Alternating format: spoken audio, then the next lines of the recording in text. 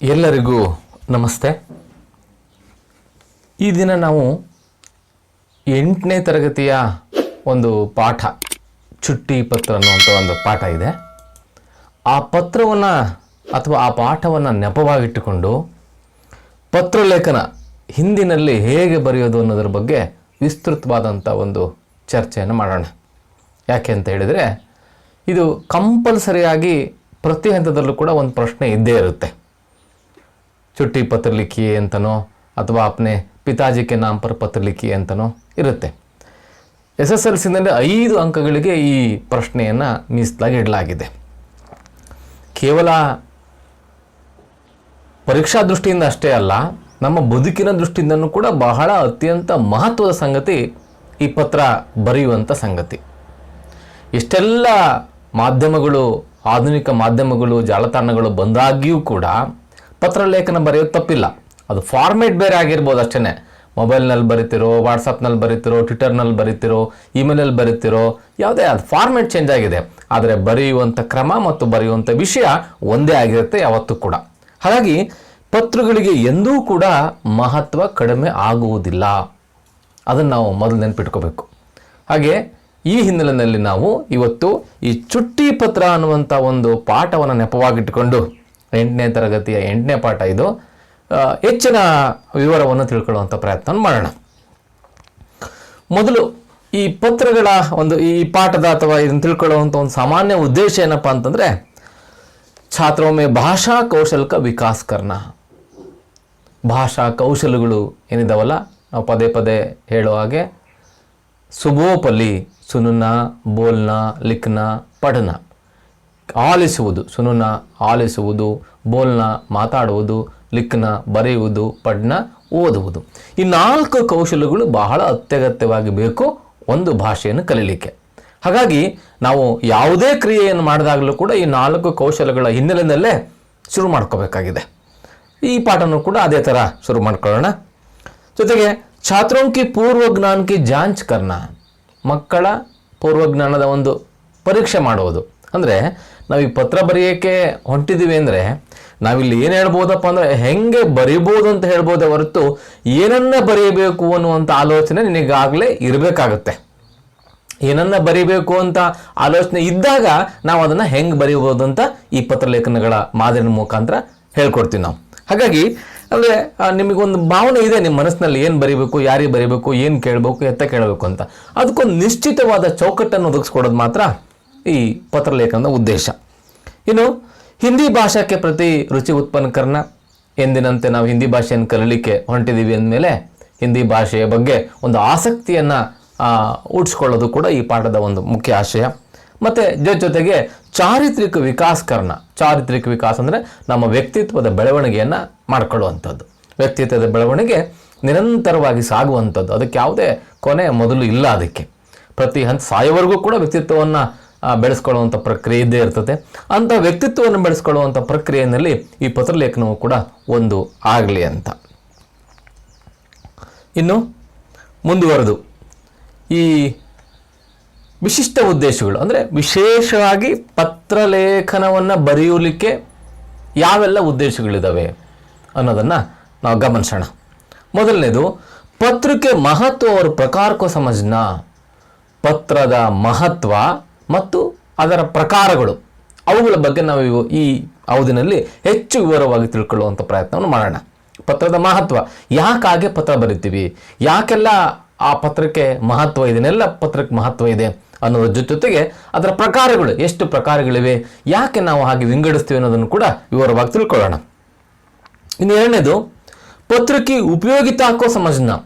ಪತ್ರದ ಉಪಯೋಗಿತ, ಆ ಪತ್ರದ ಉಪಯೋಗ ಎಷ್ಟರ ಮಟ್ಟಿಗೆ ಆಗುತ್ತೆ ಅನ್ನುವಂಥದ್ದು. ಅಂದರೆ ಈ ಪತ್ರಗಳು ಅಂತ ಹೇಳಿದ್ರೆ ಒಂದು ದಾಖಲೆಗಳು. ಆ ದಾಖಲೆಗಳು ಇಲ್ಲದೆ ಹೋಗಿದ್ರೆ ನಮಗೆ ಇತಿಹಾಸವನ್ನು ಅರ್ಥ ಮಾಡ್ಕೊಳ್ಳಿಕ್ಕೆ ತುಂಬ ಕಷ್ಟ ಆಗೋದು. ನಮ್ಮ ಇತಿಹಾಸವನ್ನು ಅರ್ಥ ಮಾಡ್ಕೊಳ್ಳಲಿಕ್ಕೆ ನೆರವಾಗುವಂಥ ಅನೇಕ ಆಕರಗಳಲ್ಲಿ ಪತ್ರ ಲೇಖನವೂ ಕೂಡ ಒಂದು. ಇಬ್ಬರ ನಡುವೆ ಪತ್ರಲೇಖನದ ಅಥವಾ ಪತ್ರದ ವ್ಯವಹಾರ ನಡೆದಿದೆ ಅಂದರೆ ನಮಗಲ್ಲಿ ಕಾಲ ಗೊತ್ತಾಗುತ್ತೆ, ಸ್ಥಳ ಗೊತ್ತಾಗುತ್ತೆ, ವಿಷಯ ಗೊತ್ತಾಗುತ್ತೆ, ಭಾಷೆ ಗೊತ್ತಾಗುತ್ತೆ. ಇಷ್ಟೆಲ್ಲ ಮಾಹಿತಿಗಳು ನಮಗೆ ಆ ಪತ್ರಲೇಖನದಿಂದ ಸಿಗ್ತವೆ ಅನ್ನುವಂಥದ್ದು. ನೆಕ್ಸ್ಟು रचना के प्रारूप एवं प्रमुख स्तरों को जानना. रचना के प्रारूप ಅಂದರೆ ಪತ್ರ ರಚನೆಯ ಸ್ವರೂಪ, ಹಂತ ಹಂತ. ಪ್ರಾರೂಪ ಅಂದರೆ ಹಂತಗಳು, ಮತ್ತು ಪ್ರಮುಖ ಸ್ತರ ಅಂದರೆ ಹಂತಗಳನ್ನು ತಿಳ್ಕೊಳ್ಳುವಂಥದ್ದು. ಯಾವೆಲ್ಲ ಹಂತಗಳು ಬಹಳ ಮುಖ್ಯ, ಯಾವ ಹಂತ ಆದಮೇಲೆ ಯಾವ ಹಂತ ಬರಬೇಕು, ಅದು ಸ್ಟ್ರಕ್ಚರ್. ಪ್ರಾರೂಪ ಅಂದರೆ ಸ್ಟ್ರಕ್ಚರ್, ಸ್ತರ ಅಂತಂದರೆ ಹಂತಗಳು. ಇವುಗಳನ್ನು ನಾವು ಗಮನಿಸುವಂಥ ಪ್ರಯತ್ನವನ್ನು ಮಾಡೋಣ. ಮೊದಲನೇದು ಪತ್ರಿಕೆ ಮಹತ್ವದ ಬಗ್ಗೆ ತಿಳ್ಕೊಳ್ತಾ ಹೋಗೋಣ ಒಂದೊಂದೇ ಅಂಶಗಳನ್ನು. आज के अति व्यस्त युग में पत्र लेखन का महत्व और अधिक बढ़ गया है. ಈ ವರ್ತಮಾನದ ಪ್ರಸ್ತುತ ದಿನಮಾನಗಳ ಅತಿ ವ್ಯಸ್ತ ಅಂದರೆ ಹೆಚ್ಚು ಬ್ಯುಸಿ. ವ್ಯಸ್ತ ಅಂದರೆ ಬ್ಯುಸಿ ಅಂದರೆ ಕನ್ನಡದಲ್ಲಿ ಹೇಳೋದಾದರೆ ಬಹಳ ತಲ್ಲೀನರಾಗಿರೋದು ಅಥವಾ ಪುರುಸೊತ್ತಿಲ್ಲದೆ ಕೆಲಸ ಅನ್ನುವಂಥ ಅರ್ಥ. ವ್ಯಸ್ತ ಯುಗ್ಮೆ ನಿಮಗೆಲ್ಲ ಗೊತ್ತಿದೆ. ಈಗ ಬಹಳ ಎಲ್ಲರೂ ಕೂಡ ಈಗ ಇಂಥವರಿಗೆ ವಿರಾಮ ಅನ್ನುವಂಥದ್ದು ಇಲ್ಲವೇ ಇಲ್ಲ. ಬೇಕಾದ್ರೆ ನಾವು ಕೇಳಿದರೆ ಹಣ ಯಾರಾದರೂ ಕೊಟ್ಕಿಟ್ಟಾರು ಅದರ ಸಮಯ ಕೊಡೋದಿಲ್ಲ ನಮಗೆ. ಅದರಲ್ಲೂ ಬೆಂಗಳೂರಿನಂಥ ಮಹಾನಗರಗಳಲ್ಲಿ ನಮ್ಮ ಬಂಧುಗಳನ್ನು ಮತ್ತಾರನ್ನೋ ಕಾಣ್ಲಿಕ್ಕೆ ಹೋದಾಗ ನಾವು ಮೊದಲು ಏನು ಮಾಡಬೇಕಾಗಿದೆ, ಅವರು ಫೋನ್ ಮಾಡ್ಕೊಂಡು ನಾವು ಇಂಥ ಸಮಯಕ್ಕೆ ಬರ್ತೀವಿ ಅಥವಾ ನಿಮಗೆ ಯಾವಾಗ ಬಿಡುವಿದೆಯೇ ಆವಾಗ ನಾವು ಬರ್ತೀವಿ ಅಂತ ಹೇಳಬೇಕಾಗುತ್ತೆ. ಹಾಗಾಗಿ ಈ ಸಮಯ ಅನ್ನುವಂಥದ್ದು ದುಡ್ಡಿಗಿಂತ ಹೆಚ್ಚು ಮೌಲ್ಯಯುತವಾಗಿರುವಂಥದ್ದು. ಇಂತಹ ವ್ಯಸ್ತ ಯುಗದಲ್ಲೂ ಕೂಡ, ಬಹಳ ಬ್ಯುಸಿ ಯುಗದಲ್ಲೂ ಕೂಡ ಪತ್ರಲೇಖನ ಮಹತ್ವ, ಈ ಪತ್ರಲೇಖನದ ಮಹತ್ವ ಅವ್ರ ಅಧಿಕ ಬಡ್ ಗಯಾ ಹೈ, ಮತ್ತು ಹೆಚ್ಚಾಗಿದೆ ಹೊರತು ಕಡಿಮೆ ಆಗಿಲ್ಲ. ಮೆಸೇಜ್ ನಾವೇನೇ ಮಾಡಿದ್ರು ಕೂಡ ಪತ್ರಲೇಖನಕ್ಕೆ ಅದರದ್ದೇ ಆದಂಥ ಒಂದು ಮಹತ್ವ ಇದೆ ಅನ್ನೋದನ್ನು ಮೊದಲು ತಿಳ್ಕೋಬೇಕು. ಎರಡನೇದು, आज के युग में मानव को अनेक व्यक्तियों, संबंधियों, कार्यालय के संपर्क ಸಾಧನಾ ಪಡ್ತಾ है. ಇವತ್ತು ಮೊದಲು ನಮ್ಮ ಬದುಕಿನ ವಿಧಾನಗಳು ಭಾಳ ಸೀಮಿತ ಆಗಿತ್ತು. ಭಾಳ ಅಂದರೆ ಒಂದು ಹಳ್ಳಿ ಇತ್ತು, ಹಳ್ಳಿ ಬಿಟ್ಟರೆ ಅಕ್ಕಪಕ್ಕದ ಹಳ್ಳಿಗಳಲ್ಲೇ ನಮ್ಮ ಇಡೀ ಜೀವನವನ್ನು ಕಳೆದಂಥ ನಮ್ಮ ಹಿರಿಯರನ್ನು ಗಮನಿಸ್ತೀವಿ. ಆದರೆ ಇವತ್ತೇನಾಗಿದೆ, ಇವತ್ತು ನೀವು ಚಿಕ್ಕ ಮಕ್ಕಳು ಇಡೀ ಜಗತ್ತನ್ನು ಅಂಗೈಯಲ್ಲಿ ಇಟ್ಕೊಂಡಿರೋ ಹಾಗೆ ಕಾಣಿಸುತ್ತೆ. ಅಂದರೆ ಈ ಮೊಬೈಲ್ ಅನ್ನುವಂಥ ಪುಟ್ಟ ಸಾಧನ ಇರ್ಬೋದು, ಟಿ ವಿ ಇರ್ಬೋದು, ಇಡೀ ಜಗತ್ತಿನ ಎಲ್ಲ ವಿದ್ಯಮಾನಗಳನ್ನು ನೀವು ಗಮನಿಸ್ತೀರಿ. ಜೊತೆಗೆ ನಿಮ್ಮ ನೆಟ್ವರ್ಕು ಕೂಡ, ನಿಮ್ಮ ಸಂಪರ್ಕವೂ ಕೂಡ ಈಗ ಜಗತ್ತಿನಾದ್ಯಂತ ಹರಡ್ಕೊಂಡಿದೆ ಈ ಸಾಮಾಜಿಕ ಜಾಲತಾಣಗಳು ಬಂದ ಮೇಲೆ. ಎಲ್ಲೋ ನಿಮ್ಮ ಸ್ನೇಹಿತ ಯಾರೋ ಇಂಗ್ಲೆಂಡ್ನಾಗಿದ್ದಾನೆ, ಅಮೆರಿಕದಾಗಿದ್ದಾನೆ, ಇನ್ನೊಬ್ಬ ಆಸ್ಟ್ರೇಲಿಯಾದಾಗಿದೆ ಅಂದರೆ ಆಶ್ಚರ್ಯ ಪಡಬೇಕಾಗಿಲ್ಲ ನಾವು ಇವತ್ತು. ಅಂತಹ ಒಂದು ಕಾಲಘಟ್ಟದಲ್ಲಿ, ಆಧುನಿಕ ಕಾಲಘಟ್ಟದಲ್ಲಿ ನಾವೆಲ್ಲರೂ ಬಂದು ನಿಂತಿದ್ದೀವಿ. ಹಾಗಾಗಿ ನಾವು ಅನೇಕ ವ್ಯಕ್ತಿಗಳನ್ನು, ಸಂಬಂಧಿಕರನ್ನು ಮತ್ತು ಕೆಲಸ ಕಾರ್ಯಕ್ಕಾಗಿ ಕಾರ್ಯಾಲಯ ಅಂದರೆ ಆಫೀಸಿನ ಸಂಪರ್ಕವನ್ನು ಕೂಡ ನಾವು ಇಟ್ಕೊಳ್ಬೇಕಾಗುತ್ತೆ. ಹಾಗಾಗಿ ನಮ್ಮ ವ್ಯವಹಾರದ ಏನು ಚಟುವಟಿಕೆಗಳಿವಲ್ಲ, ಈ ಹಿಂದಿಗಿಂತ ಬಹಳ ಹೆಚ್ಚಾಗಿವೆ. ವ್ಯವಹಾರದ ಚಟುವಟಿಕೆಗಳು ಕೇವಲ ಹಿರಿಯರಿಗೆ ಮಾತ್ರ ಸೀಮಿತ ಆಗಿತ್ತು ಹಿಂದೆ. ಆದರೆ ಈಗ ಹಾಗಲ್ಲ. ಈಗ ನಿಮ್ಮ ವ್ಯವಹಾರವನ್ನು ಅಂದರೆ ನಿಮ್ಮ ಶಾಲೆಯದು ಅಥವಾ ನಿಮ್ಮ ಗೊತ್ತಿಲ್ಲದಿರೋ ಸಂಗತಿಗಳನ್ನು ನೀವೇ ಪತ್ತೆ ಹಚ್ಚಿ ಅದನ್ನು ಹುಡುಕೊಂಡು ನಿಮಗೆ ಏನು ಬೇಕೋ ಅದನ್ನು ಅನುಕೂಲವನ್ನು ಕಲ್ಪಿಸ್ಕೊಳ್ಬೇಕಾದಂಥ ಅಗತ್ಯ, ಅನಿವಾರ್ಯತೆ ನಿಮ್ಮ ಮುಂದಿದೆ. ಹಾಗಾಗಿ ನೀವು ಅನಿವಾರ್ಯವಾಗಿ ಅನೇಕ ಜನರ ಸಂಪರ್ಕವನ್ನು ಬೆಳೆಸಬೇಕಾಗುತ್ತೆ. नेक्स्ट, प्रत्येक स्थान पर वह स्वयं तो नहीं जा सकता, लेकिन उसे पत्र का सहारा लेना पड़ता है. ಹಾಗಂತ ನಾವು ಪ್ರತಿಯೊಂದು ಕಡೆಗೂ ಹೋಗೋಕ್ಕಾಗೋದಿಲ್ಲ. ನಮಗೇನೋ ಮಾಹಿತಿ ಬೇಕಾಗಿದೆ, ಅಲ್ಲಿ ಹೋಗಿ ಫಿಸಿಕಲ್ ಆಗಿ ಹೋಗಿ ನಾವು ಮಾಹಿತಿಯನ್ನು ಕಲೆಕ್ಟ್ ಮಾಡೋಕ್ಕಾಗಲ್ಲ. ಅದರಲ್ಲೂ ಈಗ ಈ ಕೋವಿಡ್ನಂಥ ಕಾಲದಲ್ಲಿ ನಿಮ್ಗೆ ಗೊತ್ತಿದೆ, ಎಲ್ಲ ಆನ್ಲೈನಲ್ಲೇ ಕೆಲಸಗಳು ನಡೀತಾ ಇದ್ದಾವೆ. ಯಾರೂ ನಮ್ಮ ಅತ್ಯಂತ ಹತ್ತಿರದ ಸಂಬಂಧಿಗಳು ಕೂಡ ನಮ್ಮನ್ನು ಮನೆ ಒಳಗೆ ಬಿಟ್ಕೊಳಲ್ಲ. ಇಂಥ ಹೊತ್ತಿನಲ್ಲಿ ನಮಗೆ ಮುಖ್ಯ ಸಂಪರ್ಕ ಸಾಧನ ಯಾವುದಪ್ಪ ಅಂತ ಹೇಳಿದ್ರೆ ಈ ಪತ್ರಲೇಖನ. ಹೋಗೋಕ್ಕಾಗೋದಿಲ್ಲ. ಹಾಗಾಗಿ ಈ ಪತ್ರದ ಸಹಾಯವನ್ನು ನಾವು ಪಡ್ಕೊಳ್ಬೋದು. ಅಷ್ಟೇ ಅಲ್ಲ, ಸುರಕ್ಷಾ ಕಿ ದೃಷ್ಟಿ ಸೆ ಪತ್ರ ಬಹುತಿ ಉತ್ತಮ ಹೈ. ಸುರಕ್ಷತೆಯ ದೃಷ್ಟಿಯಿಂದ, ಸುರಕ್ಷತೆ ಅನ್ನುವಂಥದ್ದು ಈಗಿನ ಕೋವಿಡ್ ಸುರಕ್ಷತೆ ಅಷ್ಟೇ ಅಲ್ಲ.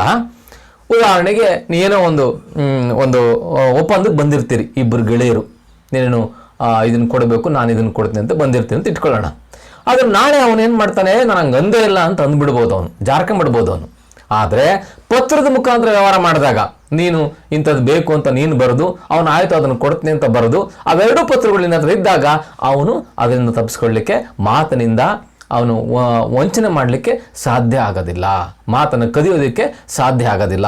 ಹಾಗಾಗಿ ಎಲ್ಲ ದೃಷ್ಟಿಯಿಂದಲೂ ಕೂಡ ಪತ್ರಗಳು ಬಹಳ ಬಹಳ ಮಹತ್ವದವು ಆಗಿರ್ತವೆ ಅಂತ. ಇನ್ನು ಮುಂದುವರೆದು ಇಷ್ಟೇ ಅಲ್ಲ, अभिव्यक्ति के समस्त लिखित साधनों में पत्र आज भी सबसे प्रमुख, शक्तिशाली, प्रभावपूर्ण और मनोरम स्थान रखता है. ಅಭಿವ್ಯಕ್ತಿಯ ಸಮಸ್ತ ಲಿಖಿತ ಸಾಧನಗಳಲ್ಲಿ ಅಂದರೆ ಅಭಿವ್ಯಕ್ತಿ ಅಂದರೆ ನಮ್ಮಲ್ಲಿರುವಂಥ ಭಾವನೆಗಳನ್ನು ವ್ಯಕ್ತಪಡಿಸುವಂಥದ್ದನ್ನು ನಾವು ಅಭಿವ್ಯಕ್ತಿ ಅಂತ ಕರಿತೀವಿ. ನಮ್ಮಲ್ಲೇನೋ ಇದೆ ಭಾವನೆಗಳನ್ನು. ಹೀಗೆ ಅಭಿವ್ಯಕ್ತಿಪಡಿಸುವಂಥ ಸಾಧನಗಳು ಅನೇಕ ಇದ್ದಾವೆ.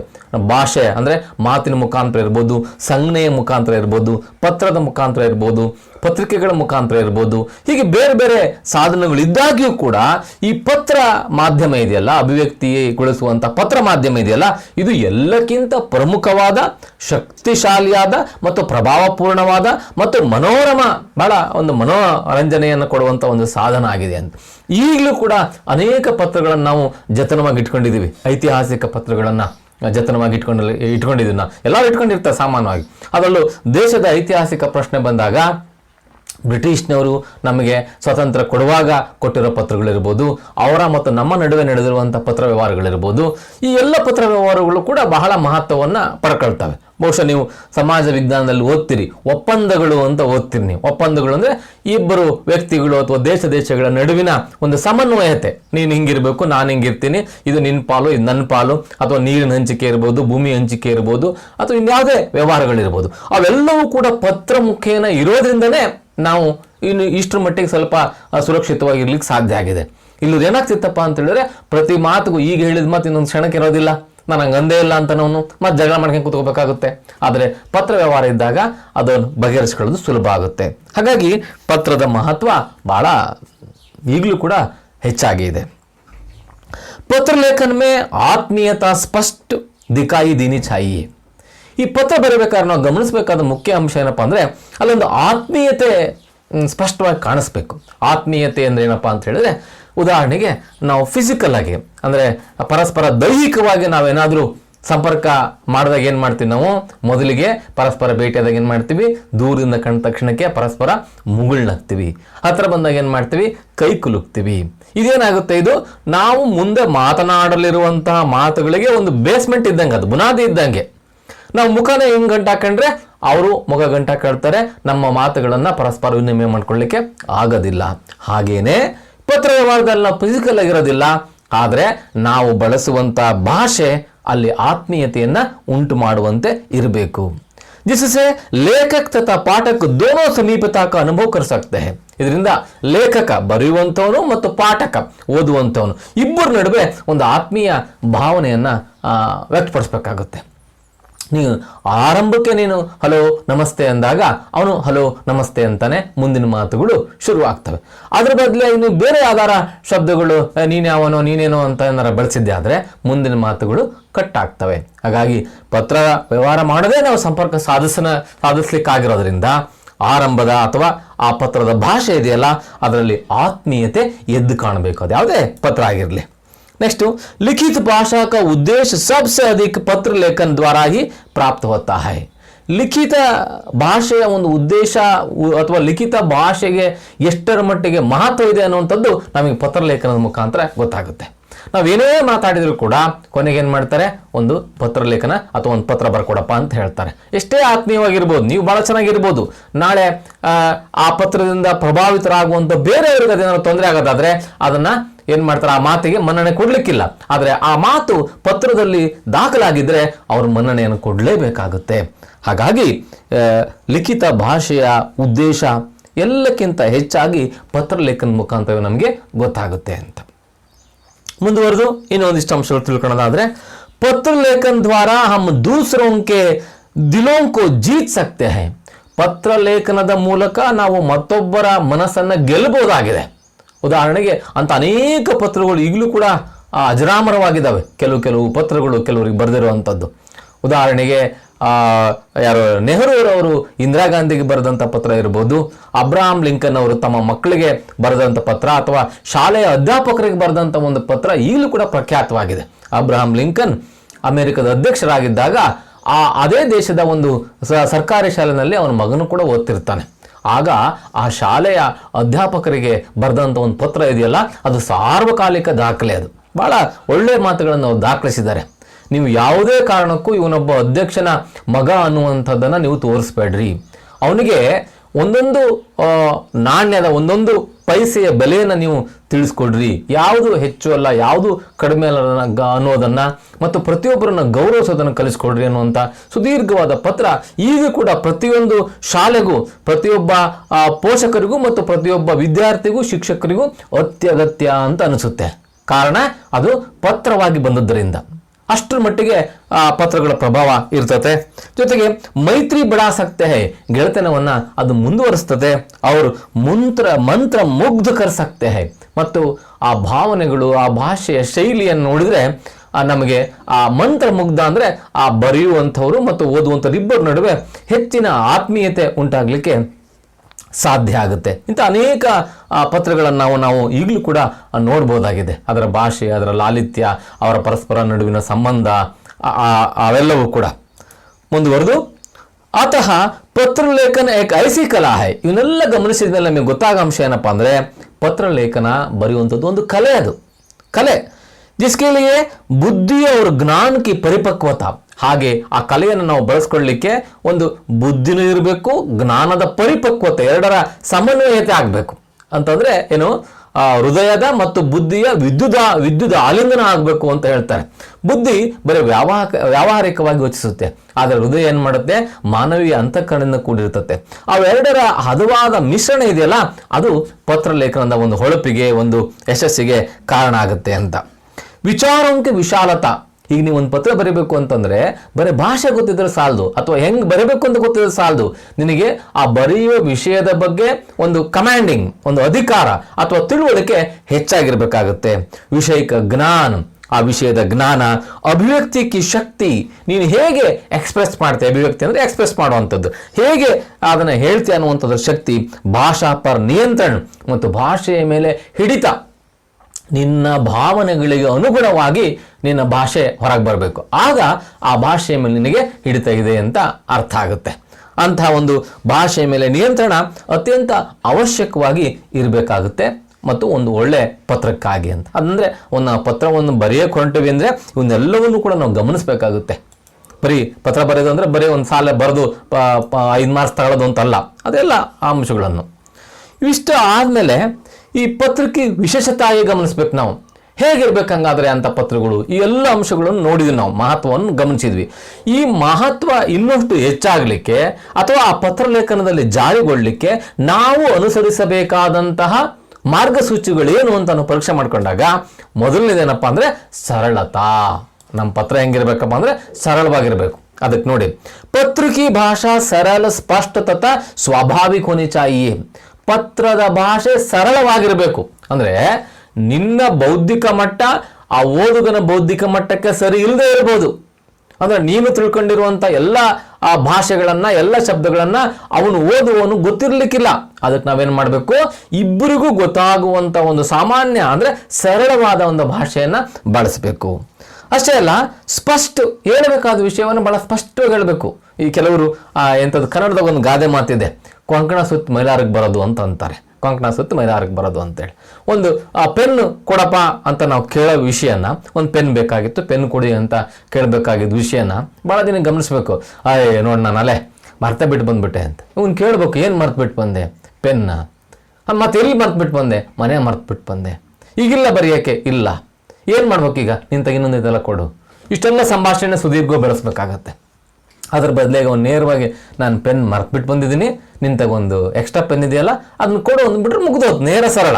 ಹಾಗೆ ಪತ್ರ ವ್ಯವಹಾರದಲ್ಲೂ ಕೂಡ ನಾವೇನು ಮಾಡಬೇಕು, ಯಾವಾಗಲೂ ಕೂಡ ಸ್ಪಷ್ಟವಾಗಿರಬೇಕು. ಅಲ್ಲಿ ಅನುಮಾನಕ್ಕೆ, ದ್ವಂದ್ವಕ್ಕೆ ಆಸ್ಪದ ಇಲ್ಲಿರುವಂಥ ಶಬ್ದಗಳನ್ನು ಬಳಸಬೇಕು, ಮತ್ತು ಅದು ಸ್ವಾಭಾವಿಕವಾಗಿರಬೇಕು. ಹೆಚ್ಚು ಹೆಚ್ಚು ಕೃತಕ ಭಾಷೆಗಳನ್ನು ಬಳಸಬಾರ್ದು. ಕೃತಕ ಭಾಷೆಗಳು ಅಂತಂದರೆ ನಮ್ಮ ದೈನಂದಿನ ವ್ಯವಹಾರದಲ್ಲಿ ಯಾವ ಭಾಷೆಯನ್ನು ಬಳಸ್ತೀವೋ ಅದು ಸ್ವಾಭಾವಿಕ ಭಾಷೆ. ಅದಲ್ಲದೆ ಕೃತಕ ಭಾಷೆಗಳನ್ನೇನು ಮಾಡ್ತೀವಿ ನಾವು, ಈ ಉದಾಹರಣೆಗೆ ಯಾರ್ಯಾರು ಯಾವ್ಯಾವ ವೃತ್ತಿಯನ್ನು ಮಾಡ್ತಾರೋ ಆ ವೃತ್ತಿಯ ಶಬ್ದಗಳೇ ಹೆಚ್ಚಾಗಿ ಬಳಕೆ ಆಗ್ತವೆ. ಆ ವೃತ್ತಿಯ ಶಬ್ದಗಳನ್ನ ಹೆಚ್ಚಿಗೆ ಬಳಕೆ ಮಾಡಿದರೆ ಅವನು ಆ ವೃತ್ತಿಯನ್ನು ಮಾಡದೇ ಇರೋವಂಥವನಿಗೆ ಕಡೆಗೆ ಆ ಪತ್ರ ಹೋದರೆ ಅವನಿಗೆ ಅರ್ಥನೇ ಆಗೋದಿಲ್ಲ. ಉದಾಹರಣೆಗೆ ಈಗ ಮೊಬೈಲ್ ಲ್ಯಾಂಗ್ವೇಜ್ ಬೇರೆನೇ ಆಗಿಬಿಟ್ಟಿದೆ. ಈಗ SMS ಲ್ಯಾಂಗ್ವೇಜ್ ಭಾಳ ಬೇರೆನೇ ಆಗಿಬಿಟ್ಟಿದೆ. ಈಗ ನೀವು ಏನದು ಗೋ ಟು ಅನ್ನೋದನ್ನು ಗೋ ಟು ಅನ್ನೋ ಅಕ್ಷರಗಳಲ್ಲಿ ಬರೆಯೋದೇ ಇಲ್ಲ, ಟು ಅನ್ನೋದನ್ನು ಸಂಖ್ಯೆನಲ್ಲಿ ಅಲ್ಲಿ ಬಳಸ್ತಾರೆ. ಅಲ್ಲಿ ಇಂತಹ ಸ್ವಾಭಾವಿಕವಲ್ಲದ ಭಾಷೆಯನ್ನು ಬಳಸಬಾರದು. ಯಾಕೆ ಅಂತ ಹೇಳಿದ್ರೆ ಅದು ಅವನಿಗೆ ಗೊತ್ತಾಗುತ್ತೋ ಇಲ್ಲವೋ ಗೊತ್ತಿಲ್ಲ. ನೀನು ಯಾವ ಉದ್ದೇಶಕ್ಕಾಗಿ ಆ ಪತ್ರವನ್ನು ಬರೆದಿದ್ದೀಯೋ ಆ ಉದ್ದೇಶ ಈಡೇರಬೇಕು ಅಂದ್ರೆ ನೀನು ಬಳಸುವ ಭಾಷೆ ಅವನಿಗೆ ಸ್ಪಷ್ಟವಾಗಿ ಅರ್ಥ ಆಗಬೇಕು. ಅದು ನಮ್ಮ ಗಮನದಲ್ಲಿರಬೇಕು. नेक्स्ट, इसमें कठिन शब्द या साहित्यिक भाषा का प्रयोग नहीं किया जाना चाहिए. ಈ ಪತ್ರ ವ್ಯವಹಾರದಲ್ಲಿ ಕಠಿಣ ಶಬ್ದಗಳು, ಸರಳವಾಗಿ ಹೇಳುವಂಥ ಶಬ್ದಗಳನ್ನು ಬಿಟ್ಟು ಕಠಿಣವಾದ ಶಬ್ದಗಳು, ಬೇರೆ ಪಾರಿಭಾಷಿಕ ಶಬ್ದಗಳನ್ನು ಅಲ್ಲಿ ಬಳಸಬಾರ್ದು. ಮತ್ತು ಸಾಹಿತ್ಯಿಕವಾಗಿ ಒಂದು ಕಾವ್ಯಾತ್ಮಕವಾಗಿ ಬರಿತೀನಿ ಅಂತ ಹೋದಾಗಲೂ ಕೂಡ ಅಲ್ಲಿ ಎಡವಟ್ಟಾಗೋ ಸಾಧ್ಯತೆ ಇದೆ. ಹಾಗಾಗಿ ಅಂಥ ಭಾಷೆಯನ್ನು ನಾವು ಪ್ರಯೋಗ ಮಾಡಬಾರ್ದು. ಕ್ಯೋಂಕಿ ಯಾಕಪ್ಪ ಅಂದರೆ ಭಾಷಾ ಕಿ ಜಟಿಲತಾ ಪತ್ರಕ್ಕೂ ನೀರಸ್ ಬನಾ ದೇತಿ ಹೈ. ಭಾಷೆಯ ಜಟಿಲತೆ ಇದೆಯಲ್ಲ, ಆ ಪತ್ರಕ್ಕಿರಬೇಕಾದಂಥ ಒಂದು ಲವಲವಿಕೆಯನ್ನು, ಒಂದು ಆತ್ಮೀಯತೆಯನ್ನು ಕಳೆದು ಅದೊಂದು ಡ್ರೈ ಆಗುತ್ತೆ, ನೀರಸ ಆಗೋಗ್ಬಿಡ್ತತೆ. ಅದೊಂದು ಮಾಹಿತಿಯ ವಿನಿಮಯ ಮಾತ್ರ ಆಗ್ಬೋದು. ಹಂಗಾಗ್ದಂಗೂ ಕೂಡ ನಾವು ಎಚ್ಚರಿಕೆಯನ್ನು ವಹಿಸ್ಕೋಬೇಕು ಅಂತ. ಇನ್ನು ಎರಡನೇದು ಸ್ಪಷ್ಟತಾ. ಮೊದಲನೇದು ಸರಳತಾ, ಎರಡನೇದು ಸ್ಪಷ್ಟತಾ. ಪತ್ರದ ವಿಶೇಷತೆ ಏನು ಸ್ಪಷ್ಟವಾಗಿರಬೇಕು? ಪತ್ರ ಕಿ ಭಾಷಾ ಮೇ ಸ್ಪಷ್ಟತಾ ಹೋನಿ ಚಾಹಿಯೆ. ಪತ್ರದ ಭಾಷೆಯಲ್ಲಿ ಸ್ಪಷ್ಟತೆ ಇರಬೇಕು. ಯಾಕಾಗಿ ನೀನು ಆ ಪತ್ರವನ್ನು ಬರೆದಿದ್ದೀಯಾ ಅಥವಾ ಬರೆಯುತ್ತಿದ್ದೀಯಾ ಅನ್ನೋದು ಮೊದಲು ನಿನಗೆ ಕನ್ವಿನ್ಸ್ ಆಗಬೇಕು. ಆವಾಗ ನಾವಲ್ಲಿ ಅದು ನಿಖರವಾಗಿ ಗುರುತಿಸಲಿಕ್ಕೆ ಸಾಧ್ಯ ಆಗುತ್ತೆ. ಮಧುರ ಭಾಷಾವಾಲ ಪತ್ರ ಪ್ರಭಾವಿ ಹೋತಾ ಹೈ. ಹಾಗೆ ಹೇಳಬೇಕಾದ್ರೆ ಮಧುರವಾದಂಥ ಭಾಷೆ ಹೆಚ್ಚು ಪ್ರಭಾವಿತ ಆಗುತ್ತೆ. ಉದಾಹರಣೆಗೆ ನೀನು ಏನು ಮಾಡ್ತಿದೀಯಾ, ನಿಮ್ಮ ತಂದೆಗೆ ಒಂದು ಪ್ರವಾಸಕ್ಕೆ ದುಡ್ಡು ಬೇಕು ಅಂಥೇಳಿ ಒಂದು ಪತ್ರ ಬರ್ತೀಯ ಅಂತ ಇಟ್ಕೊಳ್ಳೋಣಪ್ಪ. ನೀನು ಹಂಗೆ ಬರಿಬೇಕಾದ್ರೆ ಏನು ಮಾಡ್ತೀಯ? ನೀನು ವ್ಯಾವಹಾರಿಕವಾಗಿ ಏನು ಮಾಡ್ತೀರಿ? ನೀವು ಪತ್ರ ಬರೆದೇ ಕೇಳೋದಾದ್ರೆ ಏನು ಮಾಡ್ತೀರಿ? ನಿಮ್ಮ ತಂದೆಯ ಸಾಮಾನ್ಯ ವಾತಾವರಣ ನೋಡ್ತೀರಿ. ನಿಮ್ಮ ತಂದೆ ಸಾಮಾನ್ಯವಾಗಿ ನಿಮ್ಮಮ್ಮ ಭಾರ ಅದರ ಬಗ್ಗೆ ಜಾಣರಿರ್ತಾರೆ ಅವರು. ನಿಮ್ಮಮ್ಮಗೆ ಹೇಳ್ತೀಯ, ನಿಮ್ಮಮ್ಮ ಸಮಯ ಸಂದರ್ಭ ನೋಡಿ ನಿಮ್ಮ ತಂದೆಗೆ ಹೇಳ್ತಾರೆ. ಆಗ ಹೇಳ್ಬೇಕಾದ್ರೆ ಸಮಯ ಹೆಂಗಾಗಿರ್ತದೆ?